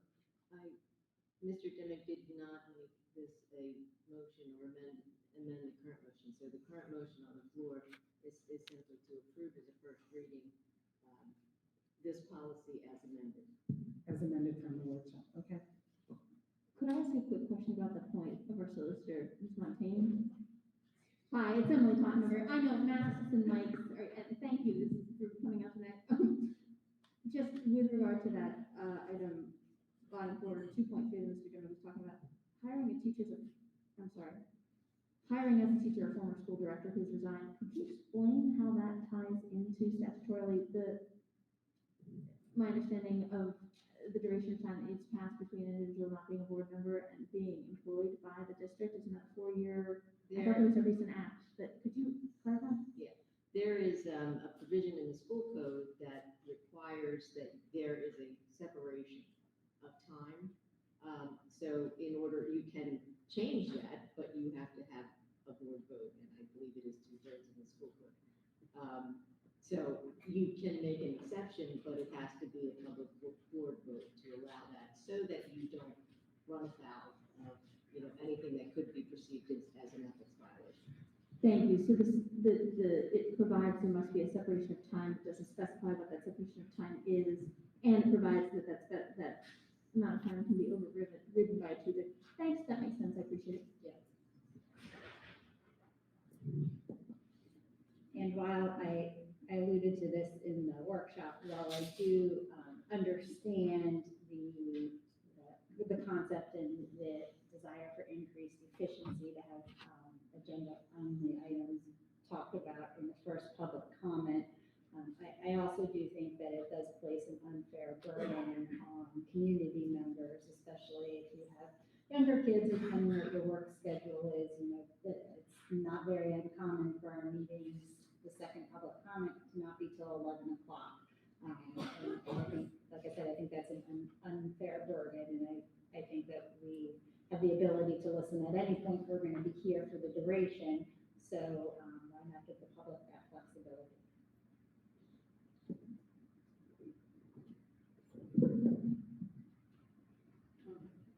Just gonna say, when I listened to, I participated in that roundtable for school board directors, last week. And it's interesting, the board governance came up because the new policies had just been introduced. And the majority of the school board directors that were in this little breakout session that I was in do it with, public comment for agenda items at the beginning and an open comment at the end. One of the directors said it is, just problematic at the beginning before people get used to it, but then that's just how it is.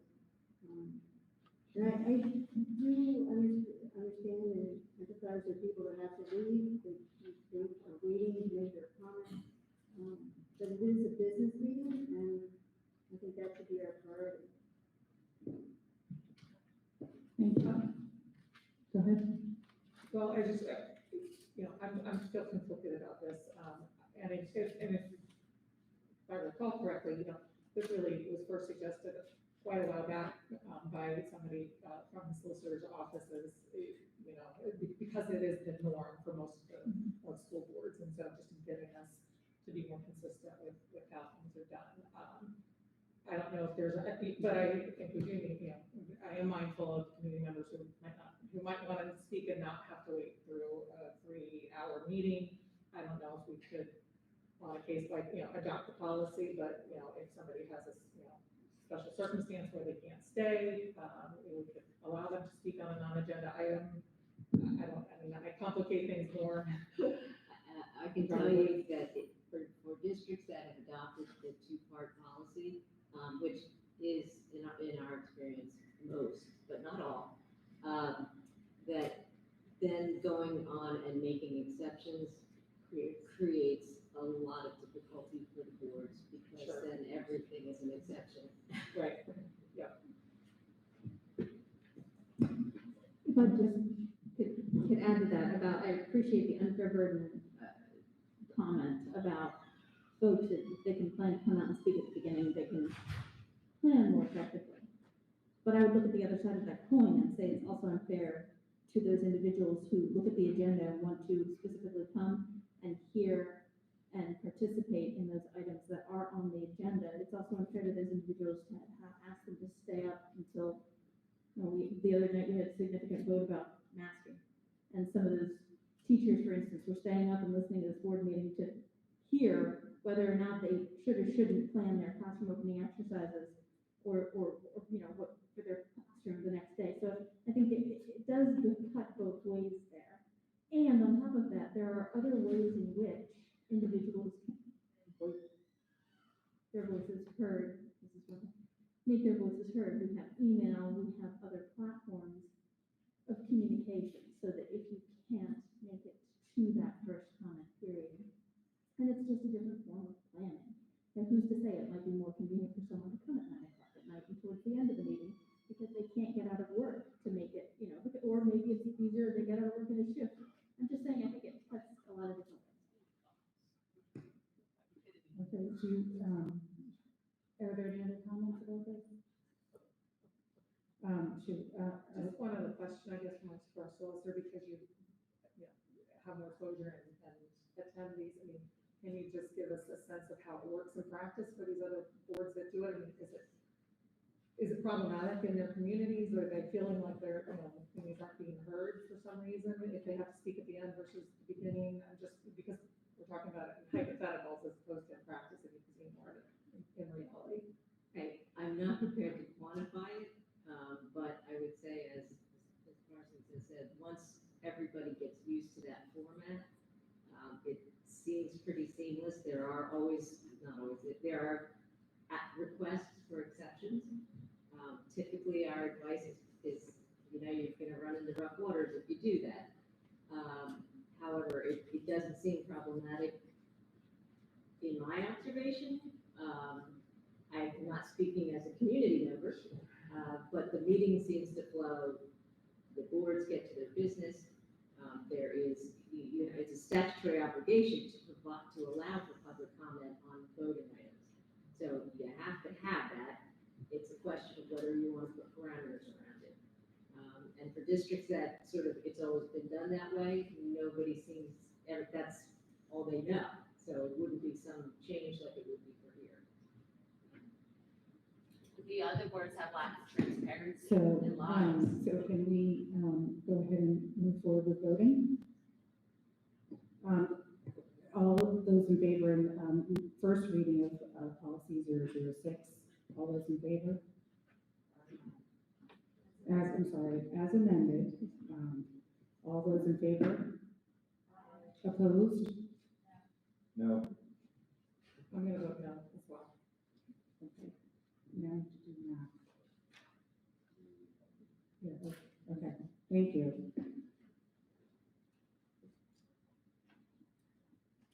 Moving on. Yes, can I have a motion for, 0061, since we decided to take them all individually, please? Questions about this one?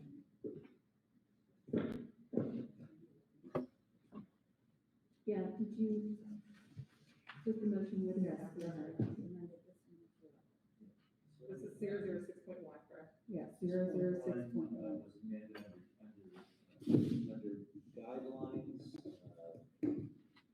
under guidelines, under number one, submit such request to the board president at least 3 days prior to the meeting unless deemed an emergency by the board president.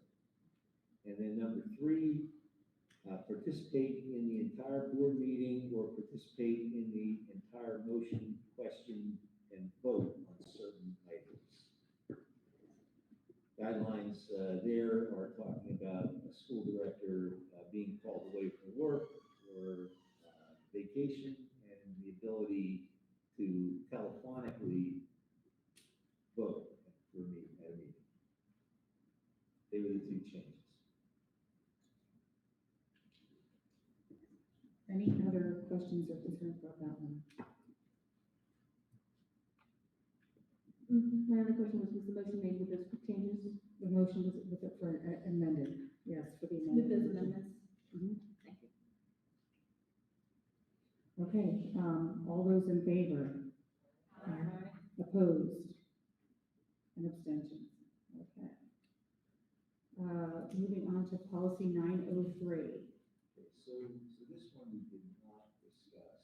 This, you have a lot of leeway.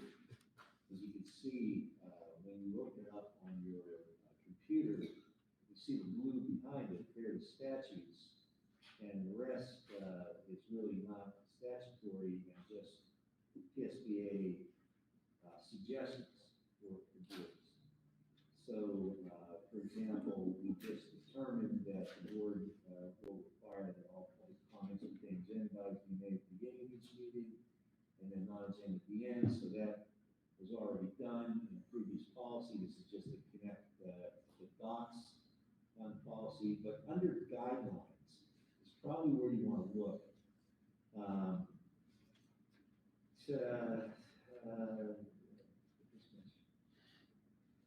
So the second paragraph under guidelines where it says the board requires that public participants be residents or taxpayers in the district or anyone representing a group in the community or school district or any representative of a firm eligible to bid on materials or services solicited by the board or any district employee or any district student. So district employees are included, district students are included, all residents, taxpayers. Probably the biggest question there is, anyone representing a group in the community or school district. So you have an outside person coming in, X group, and I represent Y group, and I'm speaking on their behalf. So up to you. But, this is a recommendation, so. I think we touched on this, I thought, in the workshop, if I'm not mistaken, but we didn't discuss it fully. But I thought we talked about adding employees They are. Employees and. Oh, okay, I'm sorry, but, Any district employee, any district student, they're the last words. okay.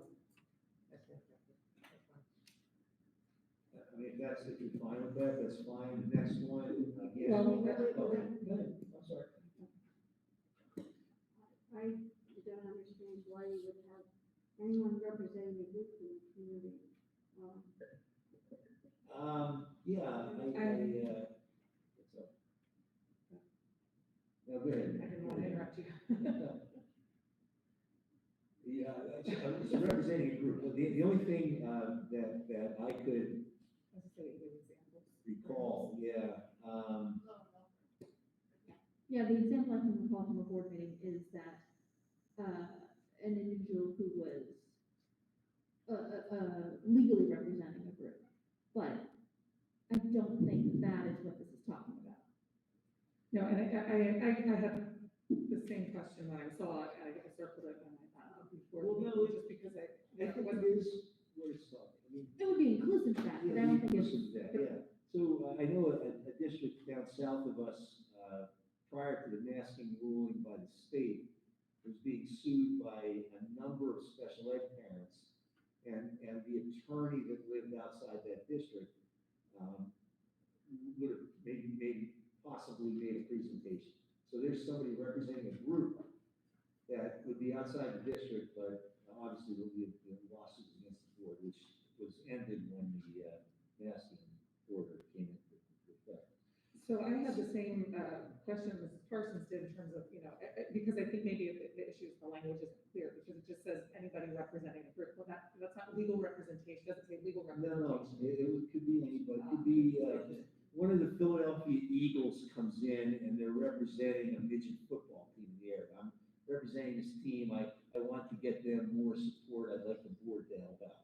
I mean, you get anything like that came in. I remember downtown, we had similar things with professional athletes and things like that groups get. So, I mean, that's what it could be. So, up to you. It could also be, you have citizens, correct me if I'm wrong, I'm playing devil's advocate, you have citizens in your community who are engineers, and I am representing a national engineering organization, and I would like to, so any category of any group in your community, like, I mean, pet owners, I'm speaking on behalf of, so I just think it's a little too vague, just especially in this, I mean, you could say you represent any group. Right. So you could take, I mean, if that's, giving a problem, you just take or anyone representing a group in the community school district. And you just go with, or any representative of a firm eligible to bid. So basically you're taking out, 1, 2, 3, 4, 5, 6, 8 or 9 words, or anyone representing a group in the community or school district. You're taking that out. Is that what your pleasure is?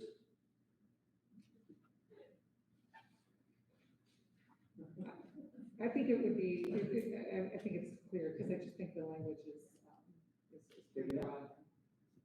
Okay. Starting with which word and ending with which word? It's starting with or and ending with district.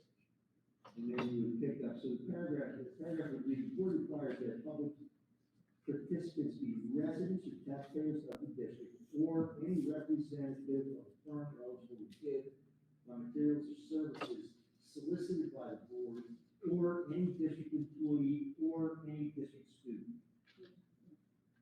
So that's what you're kind of used to, and that's what we keep. Okay, next one, this is again, a typical where individuals wishing to participate in an open board meeting register their intent with the board secretary at least a day in advance. Now, you don't do that. If you want to keep that where it is, then we drop it. It's up to you. But I know again, in Downingtown, that's what they had to do. They had to call board secretary, they registered to speak, and they spoke. So it's up to you, whatever. We don't do it, drop it if you want to. I'm for dropping. All right, we take that out. Okay. Participants must be recognized by the presiding officer and must preface their comments by an announcement of their name, address, and group affiliation if applicable. You do that normally, you just ask for a name, right? Well, on the sign-in sheet, the address is on there, so, I think that we verify the address on there, I don't see a reason to publicly announce your address. So we I can, think, So, actually, I gotta say, the secretary before, a couple secretaries ago, I think, used to clarify and say, I don't have your address, if you didn't see it, I guess, that would be. yeah, we have, yes, asked for addresses if they're not on there, but yes. Okay. so participants must be recognized by the presiding officer, and at least announce their name, is that what we typically do?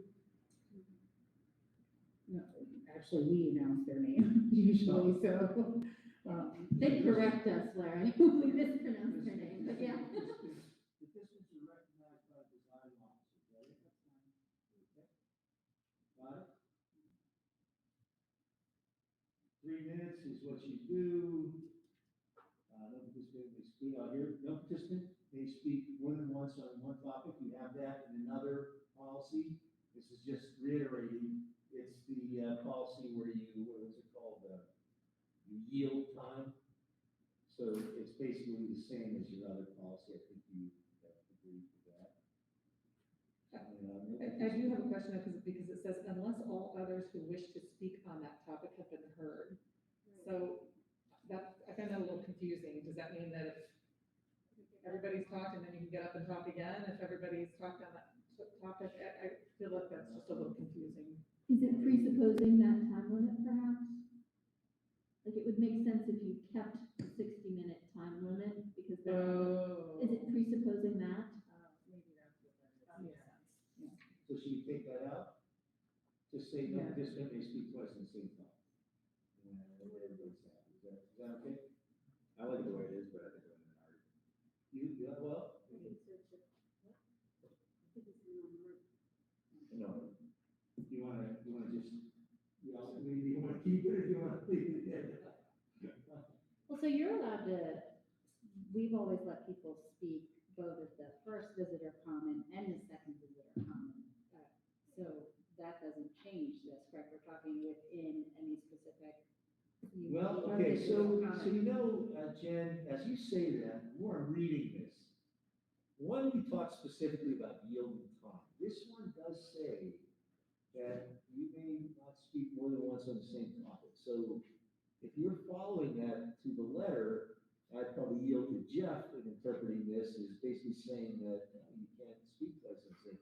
Or if you speak in the beginning, then you can't speak at the end on the same. I've always understood that that was what the process was, but we just kind of didn't enforce it, was kind of how I interpreted it, because I had always, I remember when I came on board, I was told that, you know, you can only speak once on one topic, and then that wasn't, so I just thought maybe we were just, you know, providing courtesy to people. To Jen's point, though, under the language, you would be able to speak a second time if essentially everybody was heard. So if everybody was heard the first go around and you wanted to say something more at the second go around about the same topic, I would read this to say you could. And maybe that's what we clarified then, you know. We did. And I thought. That's what I was in favor of. I thought it was saying like, well, I think you could be able to speak on the agenda item at the beginning of the meeting, and then at the comment part at the end, you could speak again. Right, say, I'm happy you did that, or I'm disappointed you did that. That kind of solves the problem though, right? If the policy is adopted about agenda items only, then you really can't talk about the same topic at the beginning. Because it's gonna be two different, well, I guess, no, that's not, no. So keep it the way it is. Could we eliminate all this by saying no participant may speak more than once on the same topic within the same visitor comment window? Right. And then that eliminates all doubt? That way,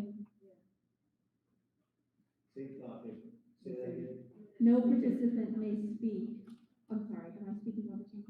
No, I Okay. got it. No participant may speak more than once on the same topic within the same visitor comment period.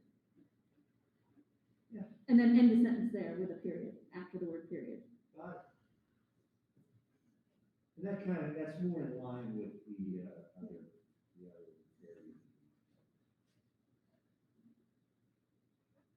all statements shall be directed at the presiding officer, so you're addressing the president, or vice president presiding, no participant may address, question, or question school board members individually. That's standard operating procedure. No one kind of throws something in your face and says you need to, it just doesn't happen. So, that's standard operating procedure. Up to you. I mean, it doesn't have to be there, but would not recommend it. Taking it out. Next one, presiding officer may interpret or terminate a participant's statement when statement is too lengthy, personally directive, abusive, obscene, threatening, irrelevant, request any individual to leave the meeting when that person does not observe reasonable decorum, and or request the assistance of law enforcement officers to remove a disorderly person when the person's conduct interferes with the order and progress of the meeting, and or call a recess or adjourn another time when the lack of public decorum interferes with orderly conduct of the meeting, or waive these rules with the approval of the board. You can waive it with the approval of the board. This is a full PSBA language here. It's brand new. It's tied into the language that actually Jeff spoke about in 006. This is just even deeper, defining it, so. Am I correct? I mean, it basically says, I mean, we can do all that, but we don't have to do all that if we have Well, the board vote. it says you can waive these rules, right, the approval of the board. So let's say you're in a heated meeting, let's just play this out. And Anita, you're the presiding officer. And you say, I want to adjourn this meeting, you gotta take a vote. So if the board says no, then you don't go. You don't adjourn the meeting. If the majority of the board says you go, then you adjourn the meeting. And then you basically didn't suspend, you didn't waive the rules with the approval of the board. So that's how it works. I would not take that out under any stretch of imagination, but it's, I'm only here for a couple of weeks, so. Not that you're counting. Guys, not that I'm counting, no. Yeah, up to you. My comment about this is, I think, I don't object to the language being in there, but I think we might want to just make it consistent between the two, because we've got similar, but language in. Well, how about I pull this into the other one, because this is. This is more specific, yes. Or PSBA. I will move this to 006. And then we'll include that in the second, in the first reading again? Right, Right? So it's I like that fine, idea. but 006 just is a short blurb. This is the full. I like that idea, but So I will do that. just point of order that we. Within that 30-day period, we will post this with all the changes that you approve. So the next part, Well, again. if I could comment on that. Yes, sir. I mean, I objected to the other language. This is worse. Yeah, I'm not surprised the PSD also drafted this language, because it's made to insulate boards from any type of, comment, that is negative. I mean, what's too lengthy? Who knows? Whatever is capricious, and whatever the person thinks is too lengthy. Well, it doesn't define it as 3 minutes, so, I can get a minute into it, and I'm kind of tired of you talking, whatever you're talking about. This is the third time I've heard you in 3 meetings, so I think it's all, too lengthy. I think it's irrelevant. That's another one in here. I think this is personally directed. Well, I suspect it could be personally directed at all 9 of us or any one of us. I think it's abusive. To me, the only ones in here that make any sense to me are obscene, threatening. I think it's problematic to have the board direct Officer McLaughlin back there to do something that he's charged to do as a law enforcement officer anyway. He observes the law, and he understands what the law is, I suspect, better than anybody up here. And if he sees disorderly conduct, it's his duty to enforce the law. But to be directed by someone else to enforce the law, when evidently he's not already doing that, I think is problematic and kind of shocking to me. So for any number of reasons, I'm great, that's great PSBA created this paragraph, because it was horrified by people coming to meetings over the last year and being upset with their boards. And so they created a paragraph that basically allows you to shut down anything if you really wanted to. I mean, under this language, I think you'd be, well, I think that was too lengthy, and I think, boy, what you just said is abusive. Again, I mean, to me,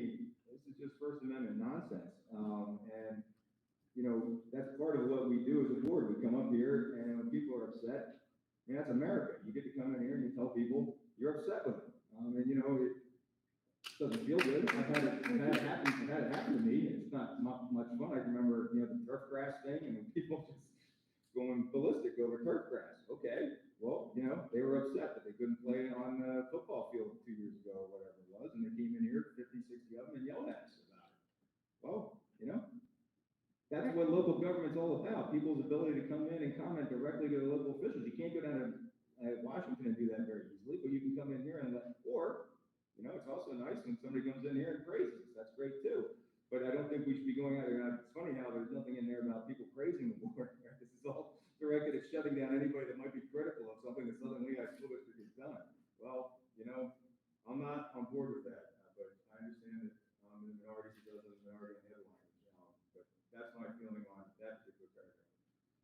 I don't think anybody here takes this as shutting down the board meeting unnecessarily. I think, you know, we've been through a year and a half where we've certainly heard from, you know, people in the community. So I don't take that as, I think this just is a way for us to, you know, to protect us if it does get to a point where we felt like we needed to use this stuff. So.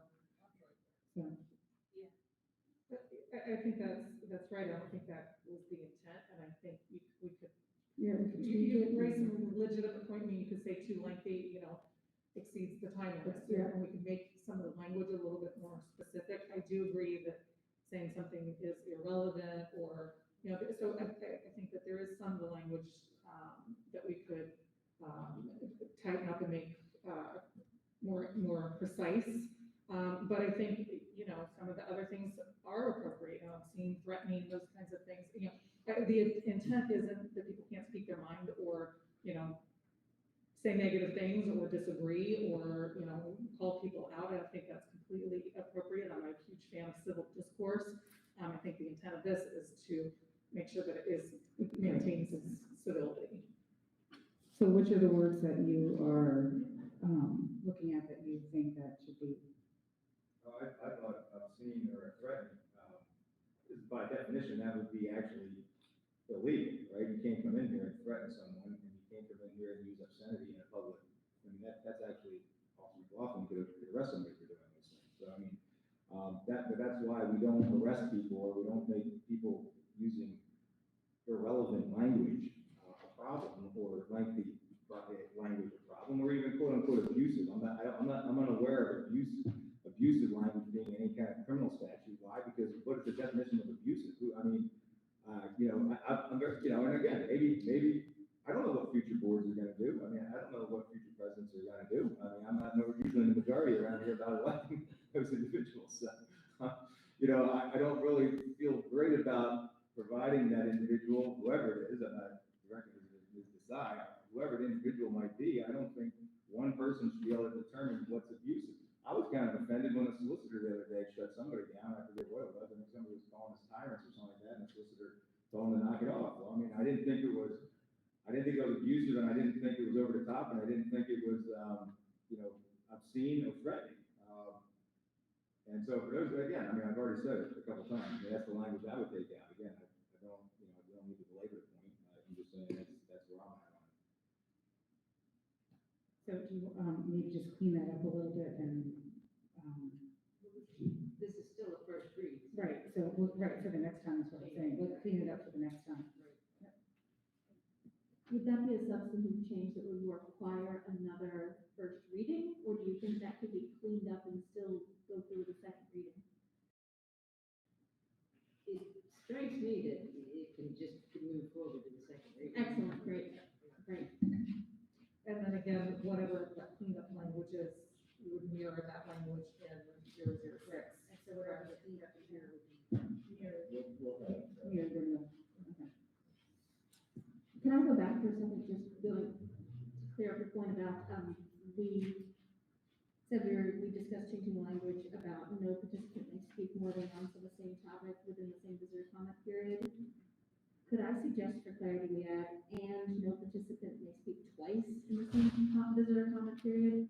Because reading that, if 5 period, no participant may speak more than once on the same topic in the same visitor comment period. I might interpret that to be, but I may speak more than once on many different topics. So I could sign up, I don't see, please someone tell me if I missed that, the document where it clarifies you may only sign up once. But No, I think you could probably remove same topic and just say that, no participant may speak more than once during each individual Okay, good. comment section. Good, thank you, good. Yeah, Let's do that. I disagree, but I understand the minority. And the issue there is we give people 3 minutes. And, so they get to talk about masks for 3 minutes, and that's not that much time. If they also, on the same agenda that night, had a comment about Liberty Bell's construction issues, and wanted to talk about that for another 3 minutes, since the problem is you're shutting down people for 3 minutes, in my view. I mean, I understand that's what we do, and I understand the necessity for that, and that's why I don't have a problem with that. But I think actually the language, I like it because, I mean, if somebody gets up and starts with their masks again, well, then you say, look, pal, I mean, that's the rule. You can't talk twice about it. But if they get up and they got a new thing that they're talking about that we're also going to be voting on, and so now they would have to restrict their time on the previous one, maybe a minute, or what if they got 3 things they want to talk about? Look, people want to come and they have separate opinions about different things. I mean, it seems to me that they should have the opportunity to speak on that. The other option is they got to talk for 3 minutes. And I understand why the board might take that, but to me, that's why that language makes sense. Jeff, you know me, I could sign up, and you were on board when I was in the audience. I could sign up to speak for an hour at one of these things, and I could come up with 20 different topics I want to talk about, and that's what I think we're trying to avoid. And I don't think, I mean, that's all. It's the way it currently is. You kind of have to find another way of expressing your thoughts to the community and the board through other means such as email. We're always available for email. You can send an email many times a day, but some people do. Appreciate the input. But to be able to say someone could stand up here and sign up 15 times to speak on 15 topics, times 3, times however many people have signed up to speak that night, like you're talking, and we did say no limit on board comment period. So I think it's a good, well, no, we didn't, but we're addressing it. But I don't feel comfortable with somebody speaking multiple times in the same period. Let us speak what we I want. kind of like the solicitor's input on that, because the other issue that I thought of as you were saying that is, somebody saying, well, this isn't technically the same topic, it doesn't be a related topic, and you get into an issue, again, kind of similar to our other concerns. Unfortunately, it really is your collective choice on that topic. You can handle it either way. Typically, what we see is you get your 3 minutes. You get what? You get your 3 minutes, and that's what you're stuck with. But there's no requirement to limit it in that way. So it does make sense if you have multiple agenda voting items that you might want to speak multiple times. If you're not going to have limitations, or you could create a situation where you say, well, make sure everybody gets to talk at least once, and then you come up again, time permits, or whatever. But it's really your choice. I actually agree with Jeff on this. I know, it's crazy, but I think you could actually, have valid points on different agenda items. But I think practicality, it just doesn't happen. I think most people that speak their 3 minutes speak on one topic. So we, I guess the other things, maybe we say agenda item, agenda topic, right? You can, no participant. Yeah, that would be a good compromise, because to your point, that there's a concern about people talking about whatever they want to talk about and just keep saying, hey, it's my new topic. If they're stuck with an agenda item, and because we're voting on that agenda item, it would be important to hear from that person now and never kind of thing. And if they had 2 or 3 things they really wanted to expand upon, I think that's a good compromise suggestion. That in that case, it would have to be tied to an agenda item. Now, we already do. I mean, I'm not sure how the other one's going to shake out. Maybe that'll end up being that language anyway. You have to be tied to an agenda item for the first comment period anyway. But I do think that would be a good idea. Because to Emily's point, you could get somebody that really just wants to talk about any number of things that aren't on the agenda item. We could hear from some other time because it's not an agenda item. But if it is on an agenda item, people have some ideas, and I'd be in favor of that. So are you saying then that you would allow somebody to get up, sign in, get up and speak about something on the agenda, and then everybody else would go, and then that person could re-sign in and just talk about another agenda item? But then at the end of the meeting, we're still restricting to you get 1 3-minute to sign up for. Right? Yeah, that's true. I mean, that's assuming, I haven't adopted the whole idea of speaking only through the agenda item, but yes, I mean, if everybody else is gonna adopt that, then it would be in that. I do agree with you that my understanding of what you just said is that, just exactly that. Again, I don't necessarily agree that we should only be talking about agenda items in the first period, but if they are, you can talk about more than one. If it was an agenda item, and it was different.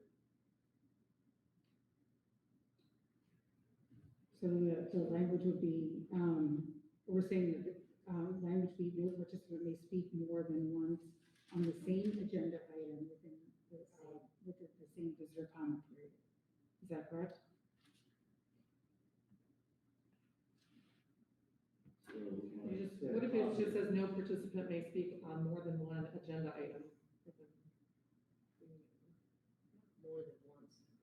More than once on the same. No participant may speak more than once on the same agenda item within the same comment period. Yeah. You could speak. Yes. Okay.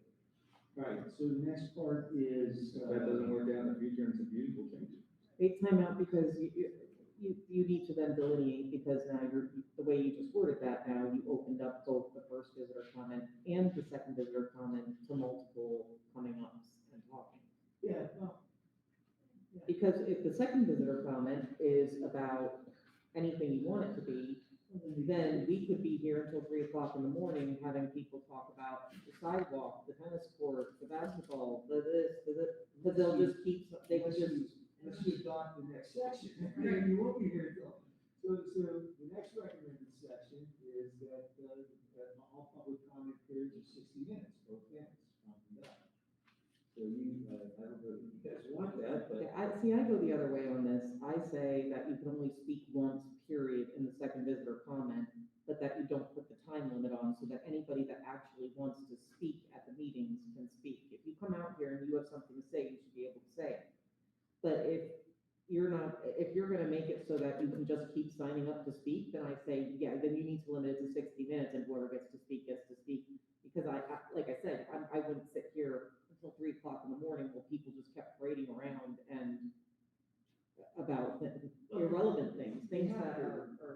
You have to sign in, it's not that quite that much. So you get to sign in, you get to correct it, that's it. So whoever signed in, it's all speaking. So you've got that kind of under control. You can limit the second period. Right, or can you listen, yeah, can you listen, limit the second one to 60 minutes. So you want to do that for the second, comment period, 60 Or- minutes? 90 minutes, what? Or that you may, or you can only 14 sign years, it no once. one's ever gotten close to going on 60 minutes on the second comment period. I can never recall, even during the COVID masking thing, I don't think we had that one go that long. That was all the first one. I mean, we gotta remember that this is exceptional time. You know, you're making agenda items for that are gonna be, well past COVID, and probably at some point, things are gonna go somewhat back to normal. And, I don't know, we should always be trying to make decisions based off of, 1 or 2 meetings that stick out in our mind, trying to somehow limit those, when the reality is the vast majority of meetings go pretty smoothly, and people make their points and they move on. And that's where, in those types of meetings, I favor the idea of giving people as much time, a lot of time to talk. Quite frankly, in most meetings I've ever been at, there was plenty of time for people to talk, because the agendas weren't that big, and there was only a couple of people here. That's been 98% of the meetings that I've attended in Southern Lehigh. I think maybe it's helpful to keep that in mind. I think we're trying to make some, and I think the SBA is reacting to things that have happened recently, and maybe not considering the fact that in the future, I would hope that, potentially we get a little bit back to a little less craziness. So you want to sell? No, it depends on how you're doing this, because like I said, I think you're opening up an enormous can of worms with that second visitor comment if you don't put some restrictions on how many times people can come up and speak, or. But I thought we had agreed that, or I thought that the prior comment that, and I think Mr. Denick had actually said, was that you know, people can speak on multiple agenda item topics during the first comment period. Agenda Only items, right. speak once in the second. Once in the So, second. so do we have that? We don't have the once in the second period. No participant may speak more than once on the same agenda item within the same visitor period. We start a new sentence, during the second. And no participant may speak twice during the second visitor comment period. Yeah, I know. And then you can take out time. May speak more than once. No, and no participant may speak twice during the second visitor comment period. That's what I said. More than once. I didn't, Yes. yeah, what did you? and- And, second visitor comment, and then we'll take out the 60 minutes.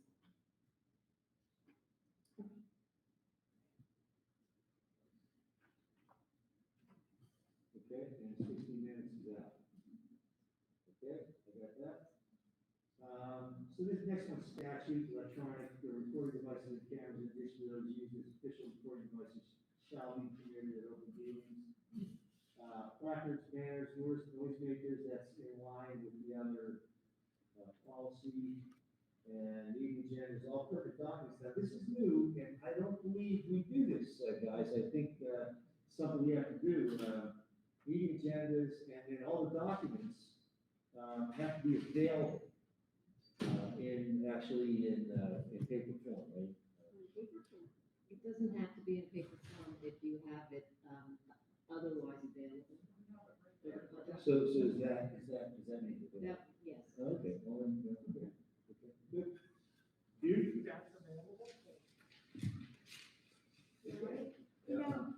On that last one, are we saying, I mean, I think we should have it, are you saying digitally available? What would we consider available? I would say that's not available. Digitally. But digitally, that's somewhere, all those fucking documents, as far as I know, always attached, right? On the board, on the board, yes. But this is one of the problems that we've had, is that while you can find things in our meeting minutes, it's pretty darn hard to find them on the website. You have to look into our meeting minutes to see the presentation. It would be so awesome if on the website we had, this was discussed at our meeting. So And that's, I've mentioned this several times. see, that's board docs that, I just don't complain of them. see, that's a board doc setup, it's all like tucked in there. Yeah. So you have to like untuck it, and somebody's gotta, right now, that's not gonna happen, but maybe in the future, we get. Yeah. Maybe we can do that. All right, so that's, policy 900, so you have a, was that the discussion? That was the So we discussion. had the motion? For the, Or did we? I didn't, did we have a motion? yeah. Yes. I did discussion, And it was- so We have, yes, a motion for the amended, reading for the amended policy, and then now we made all the changes, and then just.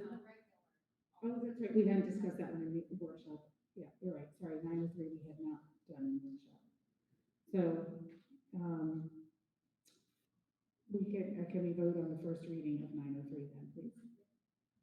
All those in favor? Are we doing with the amendments we just discussed or not? I'm just not. Yeah. Yes. Okay, thanks. As amended, sorry. All those in favor? Opposed? No. And abstentions?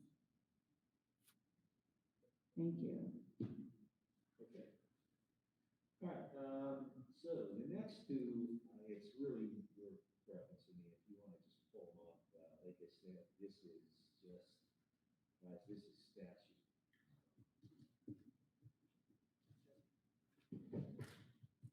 And there's not a whole lot that I think that you can gerrymander with, 104, you can pull that up on your,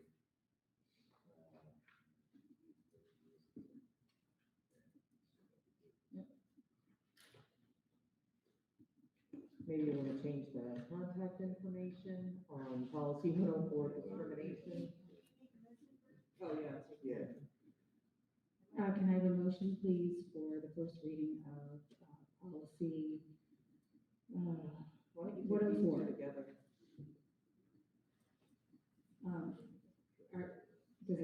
correct if I do policy 104 and 105?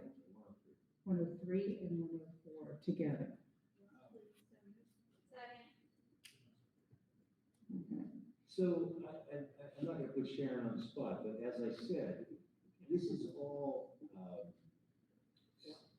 discrimination, anti-discrimination, it's all federal, state, but, a couple of our attorneys had noticed that we did not have this.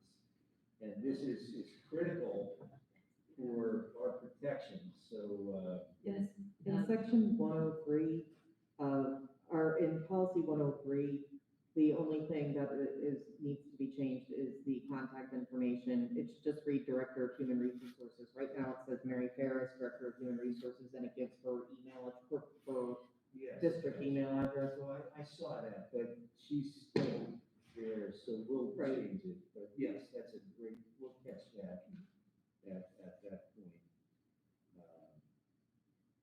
Yes, I saw it. You were actually required to have this, nobody did because it snuck up on everybody, especially with COVID, but you were actually required to have this federal policy in place as of the end of August. So, yeah, you gotta get this moving forward. Both of them, and then you're eliminating, which is another agenda item, policies that are outdated, so, yeah, I wouldn't spend a lot of time on it. Yeah, the only question or main question I have on 104, a pretty lengthy document, also cites still decent amount of case law and statute. Can the solicitor, and if it's okay if you can't, maybe you can just get back to me.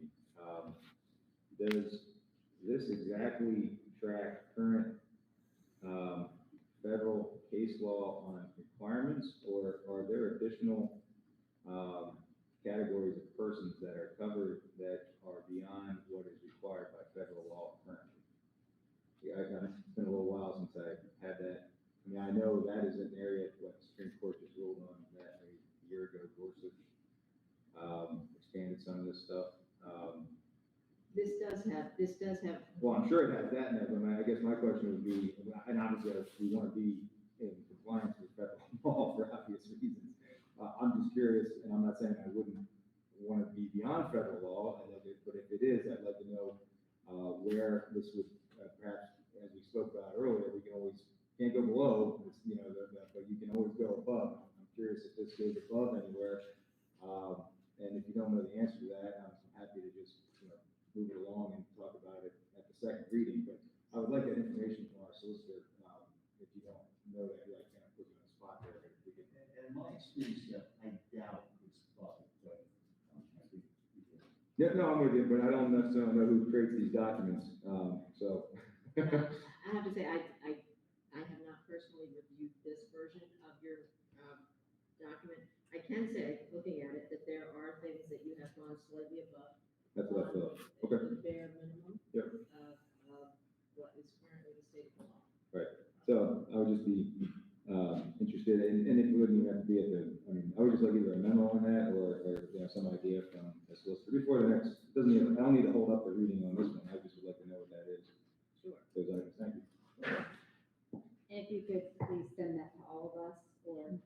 Discuss it. Okay. Yeah, thank you. Okay. Anything else? Any other questions? Then let's vote, please. All those in favor in the first reading for policies 103 and 104? Aye. Opposed? And abstentions? Thank you. Now, item C is deleting 448 and 548 because you just approved the right policies that you should have. So these were antiquated policies. That's all. Can I have a motion to rescind board policies 348, 448, and 548, please? Second. Any questions? Obviously, those would be rescinded right away, or like what's in the, So, these have not been approved yet, yeah, so. actually, Jeff, they are rescinded immediately. Does that put us in any kind of a weird spot, because we'd have nothing in the interim, right, that's even, I'm not saying it's good to have, it's not very good to have not updated rules, but it's probably worse to have no rules, but I don't know. No, I'm not familiar with exactly how you do it. Some districts, in order to rescind the policy, actually do have them reviewed at least twice. But if that's not your practice, if there's no legal requirement to do that, you can abolish it. I would agree with you. It's probably not a great idea to have 0 policies till you get your 104 and 103 approved officially. On the first reading, does it mean that if you don't, it's not adopted? It is not adopted. Okay. Yeah, table it. We'll do it the next Yes. meeting, or, yeah, next meeting. Can I have a motion to table, the rescinding of board policies 348, 448, and 548, please? All those in favor? Opposed? And abstentions? Thank you. Okay, second reading of board policies. Second reading, motion to approve the second reading of the following board policies, 218.1, 218.2, 236.1, 247, and 249. Questions on this one? This is a second reading, right? Yes. Yes. All those in favor? Aye. Opposed? And abstentions? Well, so that was the longest superintendent's part of the agenda I think I've ever been at, so that's wonderful. That's good. Congratulations. That's a record. I like records. All right, moving on to 5A. Motion to approve the attached K-8 field trips for the 2021-22 school year. Good. Take A and B Did I- together. I'm sorry, Anita. Yes. I'm a little late on the trigger here. This can be spoken about in new business, but as to the superintendent section, sometimes he addresses these. I was curious about what the woman that discussed the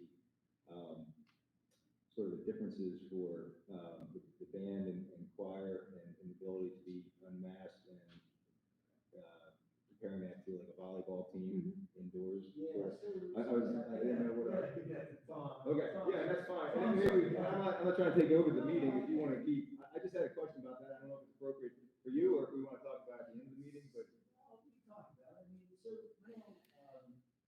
I've been following. I saw Beth wrote something today, and Dawn and I had a discussion, and, honestly, I don't know if there's a definitive, I guess. So the first definitive is athletics is directly called out in the masking order. So it specifically says athletics in there, and it does not make a quantification to compare one versus the other. That being said, several districts have asked for greater clarification on that from directly from the Department of Health. And there is some leeway, but it's not directly written in the order in there. So there would potentially be leeway there, but we're waiting on final clarification. But the simplest answer is the order specifically says athletes participating in athletic, activities. It does not say someone singing or participating in a play. So the language in the order is very specific for this section. It does. So, when you say that leeway, are you speaking specifically to theater and music, and, do they have an idea of when they're gonna make a decision on any of that, or? There was a clarification point that I wanted to make sure that it's an interpretive thing, that someone is interpreting it a certain way. So I took what was interpreted to another school district, and I shared it back out to the Department of Health.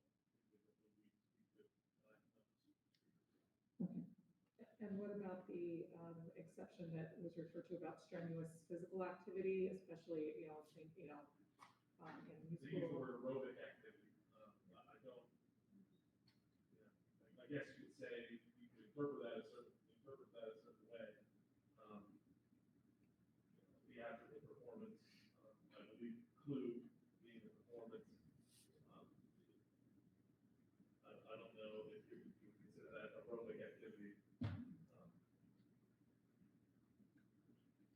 do you have, I don't want to put you on the spot, but, you know, guidance or ideas about if you, I mean, and maybe this is maybe directed to you, from a legal standpoint with a mandate in place?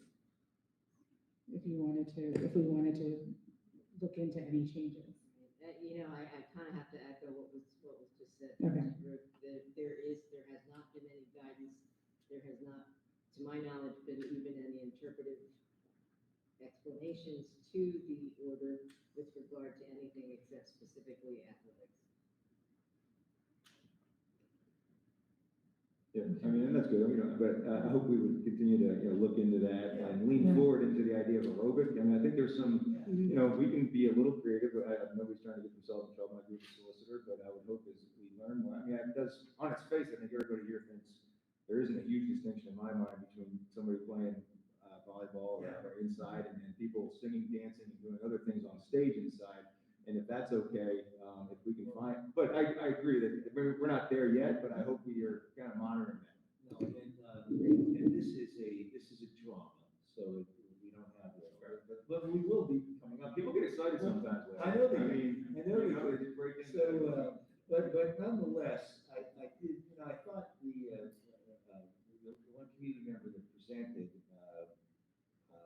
I'm interested in the ask and what you said, and that, what about a couple of nights? Right.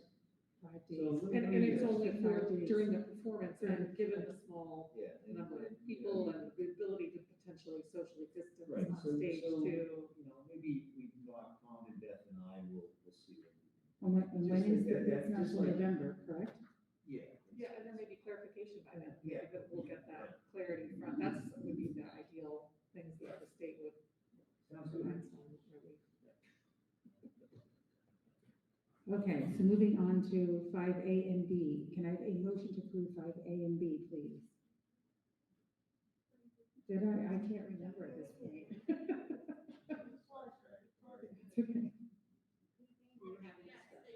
okay.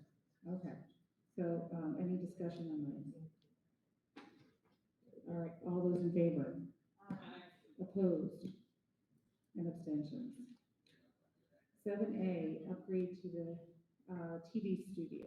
Motion to approve the quote from Applied Video Technology to upgrade the TV studio at the high school. Questions?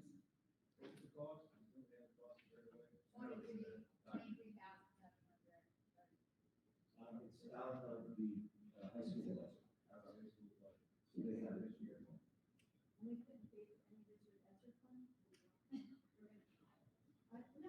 Yeah.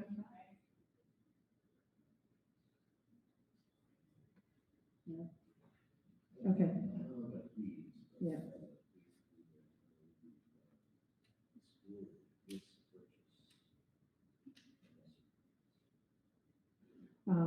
Any any other questions or anything? So this system upgrade is different than what we've been It's using. different than what we're talking about, yeah. High school TVs. Yes. And it's nothing that we can use for our board meetings, correct? Yeah. Okay. All those in favor? Opposed? And abstentions? 8A and B, does anyone opposed if I take both of those together? Can I have a motion, please? Questions, concerns? All those in favor?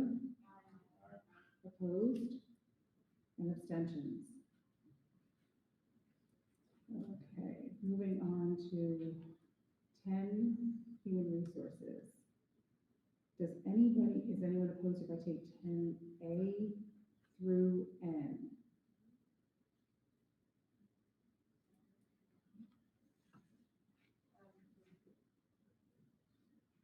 N through N? Through N. Yes. Are there any questions? All those in favor? Aye. Opposed? And I have to. Can I just ask a quick question? Is there any feedback about how many students are using the after-school study hall?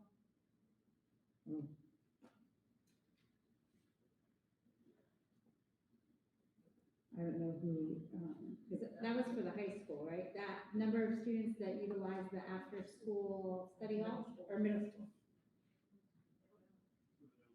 middle school.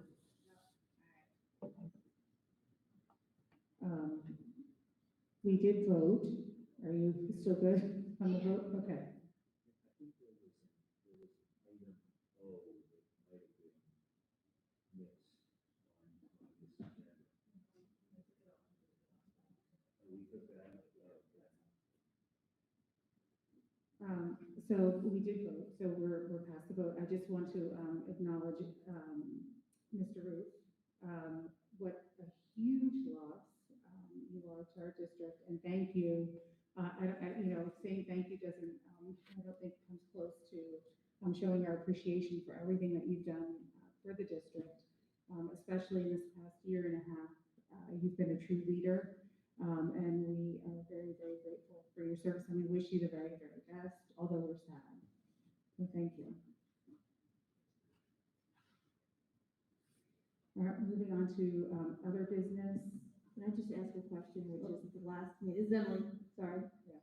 At the last meeting, the item about, the free testing program offered through the state, through the Department of Health was tabled. Do we have any update on when we are bringing that back, or any update on? I don't expect us to discuss it now. I just wanted to bring it up for those people who are listening, and we'll bring it up at a future meeting is where we currently are with that. We did, I don't know anything about that as of right now. I think we tabled it, yeah. Yeah. No, I spoke to Dr. Hogan to see, the only thing that I discussed with her following that was would the availability of the rapid antigen test without the actual full testing program be available? And she said it would be, but we would still need the insurance, and we build a procedure. But I would caution, because that we need someone to, essentially, if we would do that, that would be, we would have our nurses operate it. I would caution on that, because the nurses are. I think that was part of our issue, was kind of a staffing and issue for right now. State would administer from that staffing. That staffing issue is just with that one item of the specific individual antigen test, though, correct? I understand that point entirely, but I was just inquiring about the tabling. I just would encourage the board to just put a timeline out there. If we table it, we have to bring it back at some point, yes? We don't ever have to bring it back? No. All right. Anything under new business? For information only, there's information there. And visitor comments for the second visitor comments, we do have. There's no sheet. There's no sheet. Well, I'm sorry, this is because we have no secretary who walks it back and forth, so sorry. That's okay. We can start with the first one. We have somebody who did sign in for the second comment period, and that's Kristen Bruck.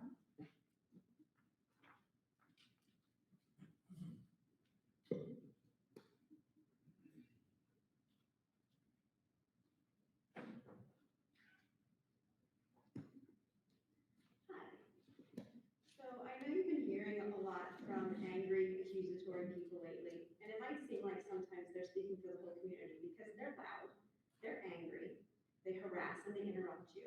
But I think it's important to note that while they may speak for some people in this district, they do not speak for all. I've lived in this district for 18 years. We chose to stay in this district 11 years ago when my oldest entered kindergarten because of the community and the reputation of the district. But what I've seen over the past few years makes me question that decision, not because of the schools. My kids have had amazing teachers over the years, and they are both so happy being back in school this year. But the behavior of some members of this community is embarrassing. The way the board, the administration, the teachers, and other families have been treated is abhorrent. And I really worry about where we go from here. Please know that many, many of us fully support making Southern Lehigh a better place for all students, no matter their income level, race, ethnicity, religion, gender identity, or sexual orientation. And I hope that the new superintendent is going to make DEI initiatives a priority when he takes over. And let's be clear, DEI is not CRT. CRT is being used as an erroneous talking point to attack and malign the important and necessary work of inclusion. My kids and all the students in Southern Lehigh will only benefit from the district pursuing more equitable policies. DEI practices help kids show up to school without the fear of being their true selves, which in turn can foster a higher level of engagement and learning for everybody. A focus on DEI also increases empathy for others, something that we seem as a society to really be missing these days. Thank you. Thank you. Thank you for the, appreciate it. Well, Maria Alt.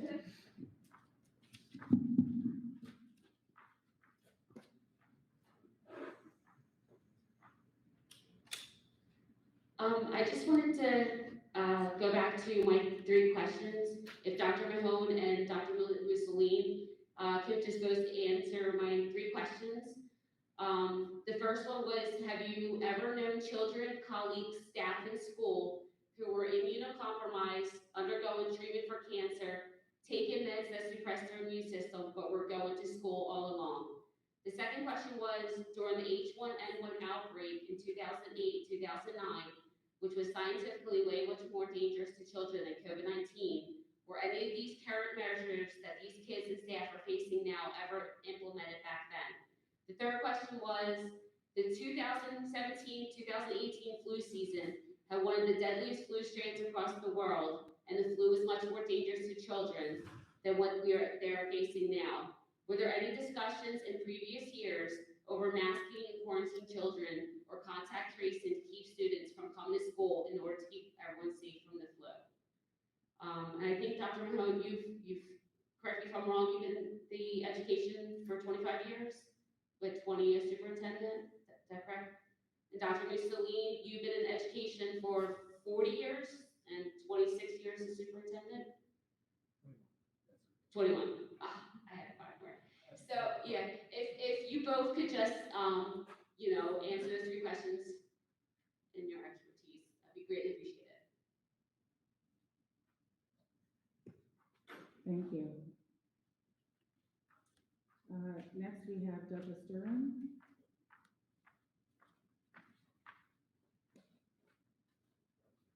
I do want to thank the board. You spared me of watching the Eagles game tonight with the Lakers team. It didn't go so well. Everyone was recording, I'm sorry. A couple issues that were talked about tonight. Talking about the stadium issue and the grass, the stadium bleachers are not safe, the home bleachers. They have no railings, and if you remember 2 years ago, the field caused the district to spend tens of thousands of dollars to move home games to other stadiums. So I think if we're talking about health and safety, the field is not safe for the athletes, and the stanchions are a lawsuit ready to happen. There's no railing on the home stanchions. The solicitor mentioned tonight that this the new application of 903 is the new norm. The norm for school boards is to be transparent and honest, which several members of this board have not demonstrated. The norm is for boards and administrations to be transparent, which you have not demonstrated. The community is still waiting on hundreds of documents through our right to know request. The thought that maybe a later public comment time would be more convenient for people coming at 9 o'clock is laughable. Does the crowd swell as the night goes on? Obviously not. There are 8 people currently watching on YouTube. This is, I want to thank Mr. Dimmick and Ms. Smith for advocating for more dialogue and not less.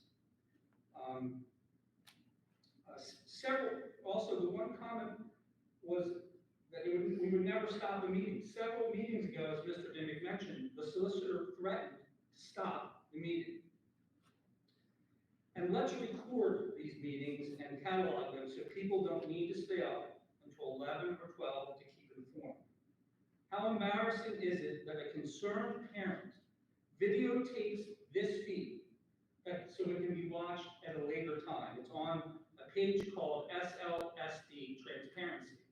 Of course, the only people that will know that are the 8 people here and the less than 10 people that are watching the YouTube feed. It's very, very sad. Thank you. Mr. Mike Kudarski?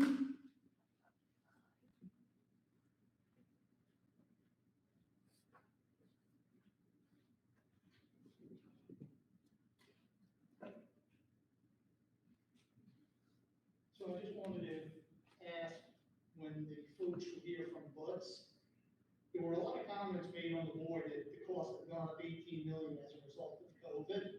I just want to tell you, I'm running $1.5 billion worth of projects at the company on that. I can assure you COVID was not 18 million on that total 40 ratio. I don't know if you guys were missing something, or if they are, or if it was scope growth, but there's no way 18 went on top of the 40 in COVID, I can assure you. Especially when you back out the soft costs that wouldn't change, the labor, which is prevailing wage or union rates, those have remained relatively unchanged. The only thing left is material. 13 million in material did not go up by 18 million. All that said, you guys pursued $60 million worth of work on what appears to be a $30 million budget that you decided on tonight. It's not without consequences. That $30 million was designed, pre-construction managed, and you've lost about $1 million to $1.5 million worth of money for this community as a result of not planning and doing your jobs. That's on you guys. That's not free. They don't do it because they're nice people. They do it because they're in business to be CMs and APs. You spent 2 workshops and probably an hour and a half tonight deliberating policies that take away the rights, ability, and make it more difficult for the community to discuss things with this board.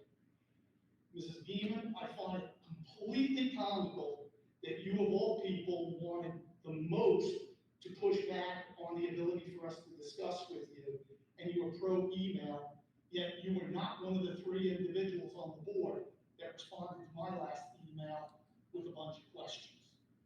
So, sending an email, if you don't care and your head's in the ground like an ostrich, means nothing to the community. You spent as much time tonight discussing limiting the voice of this community as you did spending $60 million raising taxes and wasting $1.5 million in design and CM fees.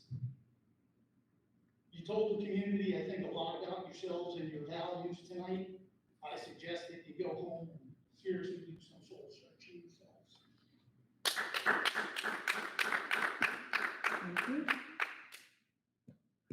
And we are, can I have a motion to adjourn? Are my questions not to be answered by the superintendent? Thank you. I guess not.